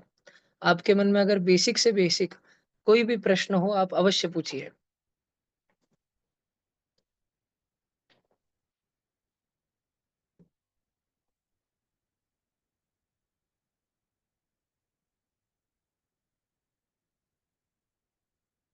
अगर सब जन लास्ट के 10 मिनट कैमरा ऑन करके बैठ जाएँगे, तो शायद सेशन और भी इंटरैक्टिव लगेगा। तो मैं रिक्वेस्ट करूँगा बाकी भी सभी पेरेंट्स से, सभी बच्चों से, बच्चे शायद सो गए हों या अभी तो छुट्टियाँ चल रही तो जग ही रहे होंगे, कि आप सभी थोड़ा जग के बैठ जाइए। आईपीएल की भी मैच हो गई है शायद। उससे उससे बढ़ के बहुत सारी चीज़ें हैं जीवन में करने के लिए। जी जय श्री कृष्णा। आपको माइक बंद है गोविंद जी, आपको माइक बंद है, दादाजी। अ, नीचे देखिए एक लेफ्ट साइड में बाया हाथ का ना एक नीचा ऑप्शन है। कर लियो जी, कर जी। लियो कर लियो। यस। जय श्री कृष्ण बोलियो। जय श्री कृष्ण। ते लिंक बहुत लेट भेजा माका परतूर को जो ग्रुप है ना बिका अंदर काफी लोग है, पण त्या फास्ट का अंदर देखा नहीं यान लिंक बरोबर। नाक्या बरोबर तो जी, 15 मिनट भी नहीं मिले मैंने बराबर। तो जी, जी, आप जी। अगर यो 2-4 घंटा पहला अगर देता ना तो जी, काफी जी। लोग गुरु में अटैच होता साथ। मैं इसो कर सकूँ कि कुछ दिन बाद अगर मैं परतूर आयो, आप सभी समाज का हिसाब से आप एक दिन, एक समय आप तय करो और मैं आयो, एक जर अपन मंदिर वगैरे में बैठ्या सगळा जण, जितना पेरेंट्स आणू चाहो, जितना बच्चा आणू चाहो. प्रत्यक्ष में हम्म. मैं ज्या बात कर पाऊला व शायद झूम मीटिंग्स अपन नहीं हो पाईला. आणि मग आज घना सारा रिझल्ट बता नहीं पायो. मग आताना आपण एक 10-12 पान को इतो डिटेल रिझल्ट लावला व बच्चा का रिझल्ट का माध्यम से कितना सारा पेरेंट्स ना कितना सारे परीक्षाएं की जानकारी मिल जाएगा, कितना सारा नाव मिल जाएगा. तर अगर इसो संभव हो सका तर मैं बस विनती करूला पूरा परतूर का नहीं नहीं, महेश्वरी समाज से. मैं प्रोग्राम थाको आपको रखाला भान बिकॉज से जी, नहीं है, पण कितो जी. प्रतिसाद मिली इकी गारंटी नहीं दे सकू. कोई बाकी बात नहीं. माका हाँ वित्तो जी. कर सकू.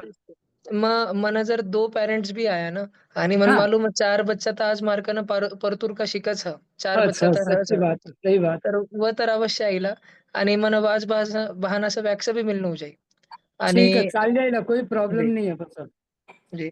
एक तो बात मैं ज़रूर कहूँ लासूर में मैं जो भी कुछ करूँ है ना हम्म. इको मैं मार्केटिंग में बारा बिल्कुल टाइम नहीं दे सकूँ. म्हणजे माका घर का बाजूना जो व्यक्ती रहा, व्याना भी नहीं मालूम हम्म. कि इको काम कहीं रहा एक्झॅक्टली.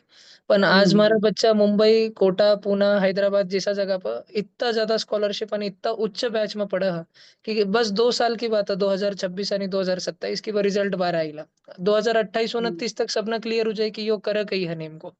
आणि बराबर वो है. सेम होईला परतूरमा पण आवन का बाद सब नहीं आवा. पण ज्याका बच्चा जॉइन कर लेवा या एटलीस्ट वो सुन ना आ जावा. एक काहीतरी मार्गदर्शन लेवा. 3, 4, 5, 10 साल बाद जब व्याको बच्चों काहीतरी कर गुजर जावा, तब बाकी हाँ बच्चे हाँ लोगांना हाँ, पश्चाताप हुआ. मग पश्चाताप घणो देख्यो या फील्ड में. म्हारा कन बराबर. आवन वाला घना पेरेंट्स हमेशा या बात बोला कि काश थाको नंबर म्हाना पहिले मिल जातो या थे यो जो सगळो करो ये म्हाना पहिले मालूम रहतो. पण हम्म. मैं आपने विनती करूला अगर हो सके तो आप एक अरेंज करो. मैं नहीं, अवश्य करा आपका जरूर कराला. आज का जी, जो जागृत पालक जो आज मीटिंग में हाजिर है, वह बिके जी, ऐड कर लेला आज.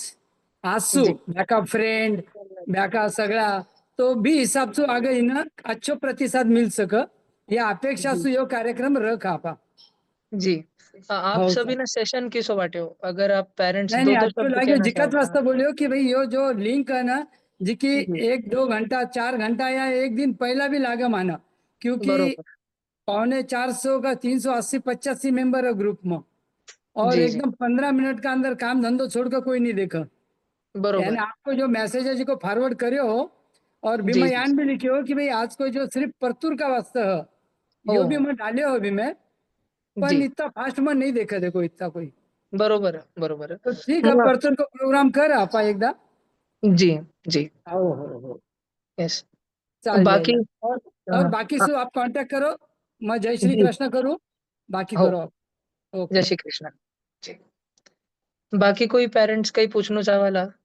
आप कहीं भी जर प्रश्न उशी आप पूछो या कोई बच्चा ना बच्चा अगर सुने उसी सेशन तो वह ना किसो वाटे वो भी अगर बोला था मन अच्छो वाटीला. कोई बच्चा अगर सच में इतना देर सुने उसी बाजू ना बठर तर वह को किसो रिव्यू आयो वह ना कहीं शिका ना मिलो. वो भी सुनर मन अच्छो वाटीला. मना हमारा गाँव मने सर नहीं बोलो कोई सगळा भैयाच बोलता रहा. आणि जब बच्चा म्हारा कने पढ़ वो म्हारे से इतना फ्रैंक रहा.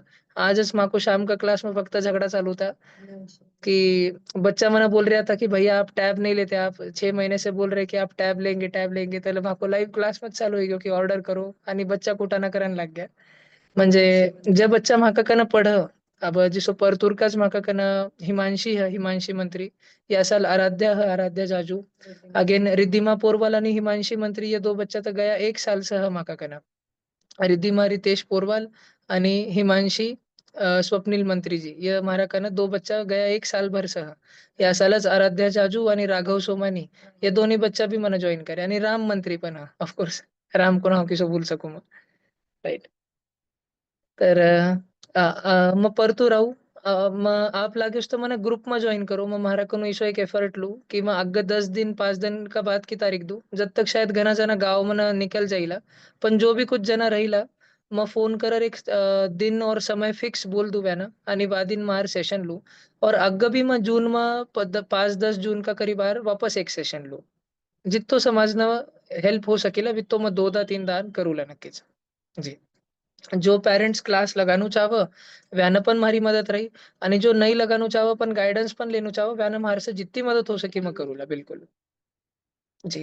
आणि आई होप सो कि आप सबने या सेशन से कुछ इंसाइट मिली उशी अगर आपने ये सेशन मैं सच बोल रही हो तो मैं जो भी कुछ बोले हो कि 11वीं 12वीं में जावन का बाद लाखों रुपया की फीस हजारों रुपया में आ जाव आणि बा विशेष बच्चा पे घणो विशेष ध्यान दी जाव मैं यो कहीं भी खोटो नहीं बोलू हाँ क्योंकि आज 11वीं आणि 12वीं में अक्षरशः छत्रपति संभाजीनगर जिला में जितना भी कोचिंग क्लासेस है वह सगळा प्रत्येक कोचिंग क्लास में मारो बच्चो टॉपर है। आज मारा बच्चा फक्त संभाजीनगरच नहीं मुंबई पुना कोटाना पण शिका ह अनेको अनेक बच्चा इक्का दुक्का बच्चा नहीं घना सारा बच्चा आणि बाका सबका अनुभव परमोस यो मैं सब आपने बताऊ हाँ राइट।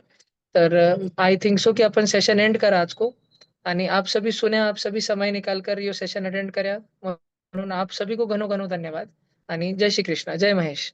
जय महेश, जय श्री कृष्ण। जी आज को सेशन अच्छा लगे। थैंक यू जी। बोलो। कहीं बोलनो हो कि था ना कुछ बच्चा जर हुशी पड़ा हाँ, 8th 9th 10th का अगर बच्चा हुशी ना तो मैं रुकू वैका वास्ता कुछ भी डाउट हुशी मन में कि भैया मैं कई करूँ या साल में या क्लास में चाले मैं कई चीज की पढ़ाई करूँ तो आप पूछ सको बिल्कुल।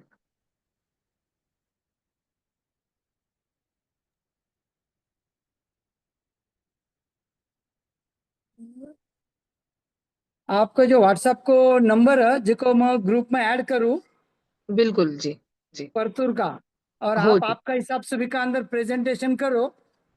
जी हाँ, बिल्कुल मैं चालेल हो चाल जाएगा। तो यो आप कब आ सको आटा, मतलब एक बित्ता दिन का अंदरच रख्या ना तो लोगांना भी को महत्व रहेला बरोबर। कि अ, भाई ते 15 दिन में टाइम देव कि 8 दिन में टाइम देव, या भी हिसाब से 10 तारीख न जर मैं शाम का आयो तर चालेल की शाम में बच्चे लोग फ्री पण होता उशी 10 तारीख न वगैरह 10 तारीख ना शनिवार है। जी शाम परतूर न बाजार वगैरह कब रहो म्हणजे बिजी डे कोणतो शनिवार को रहो रहो, शनिवार को रहो। तो शाम में लोग फ्री हुईला कि नहीं हुई वा दिन मैंने मैं क्या बताऊं, रविवार का दिन आ जाओ 11 तारीख चालेल की। 11 तारीख ना आ जाओ आणि चालेल हाँ, तो आप किशा गाड़ी सो आ सको भी हिसाब से आप यो कराला। मैं गाड़ी ऐसो कैसे करूला जाओ? मैं ऑलमोस्ट दिन भर का हिसाब से दिन का 7-8 बजा मैं परतूर टच कर जाऊला आणि रात में 7-8 बजा तक रुकूला मैं तो नहीं जो भी इसको गाड़ी पेरेंट्स करो आता परतूर ने इतो टाइम कौन दे था ना अपना। नहीं मारा नहीं सच्ची मारा खुद का भी रियलिटी 5 बताऊं मैं। स्टूडेंट है। मारा जो 5 स्टूडेंट है ना मना व्याकी हाँ, पढ़ाई को प्रोग्रेस मॉनिटर करनो एकदा अच्छा अच्छा, डिटेल पचा हरकत नहीं, पचा जी हरकत नहीं। जी चाल जाएगा पचा 11 तारीख को रखा। हो बिल्कुल हाँ, और आप हो बयान प्रेजेंटेशन दे दो 11 तारीख को, आप ही सगळ्यांना बोल दो आप जी ग्रुप का अंदर जी कि जी भाई बिल्कुल मैं आने 11 तारीख ने आ रही हूँ, और जी लगभग 4 बजे को टाइम दे दो। चालीला बिल्कुल बालाजी मंदिर में रखले वाला, हो और जी 4 बजे को टाइम दिया तो 5 बजे तक शुरू हो जाएगा। 1 घंटो वेटिंग रहो माकाट। ठीक है जी चालेल हाँ, ठीक है, चल चालेल जाएगा। चालेल जी ओके जय श्री ओके, कृष्ण जय श्री थैंक यू कृष्ण, जय श्री जी कृष्ण।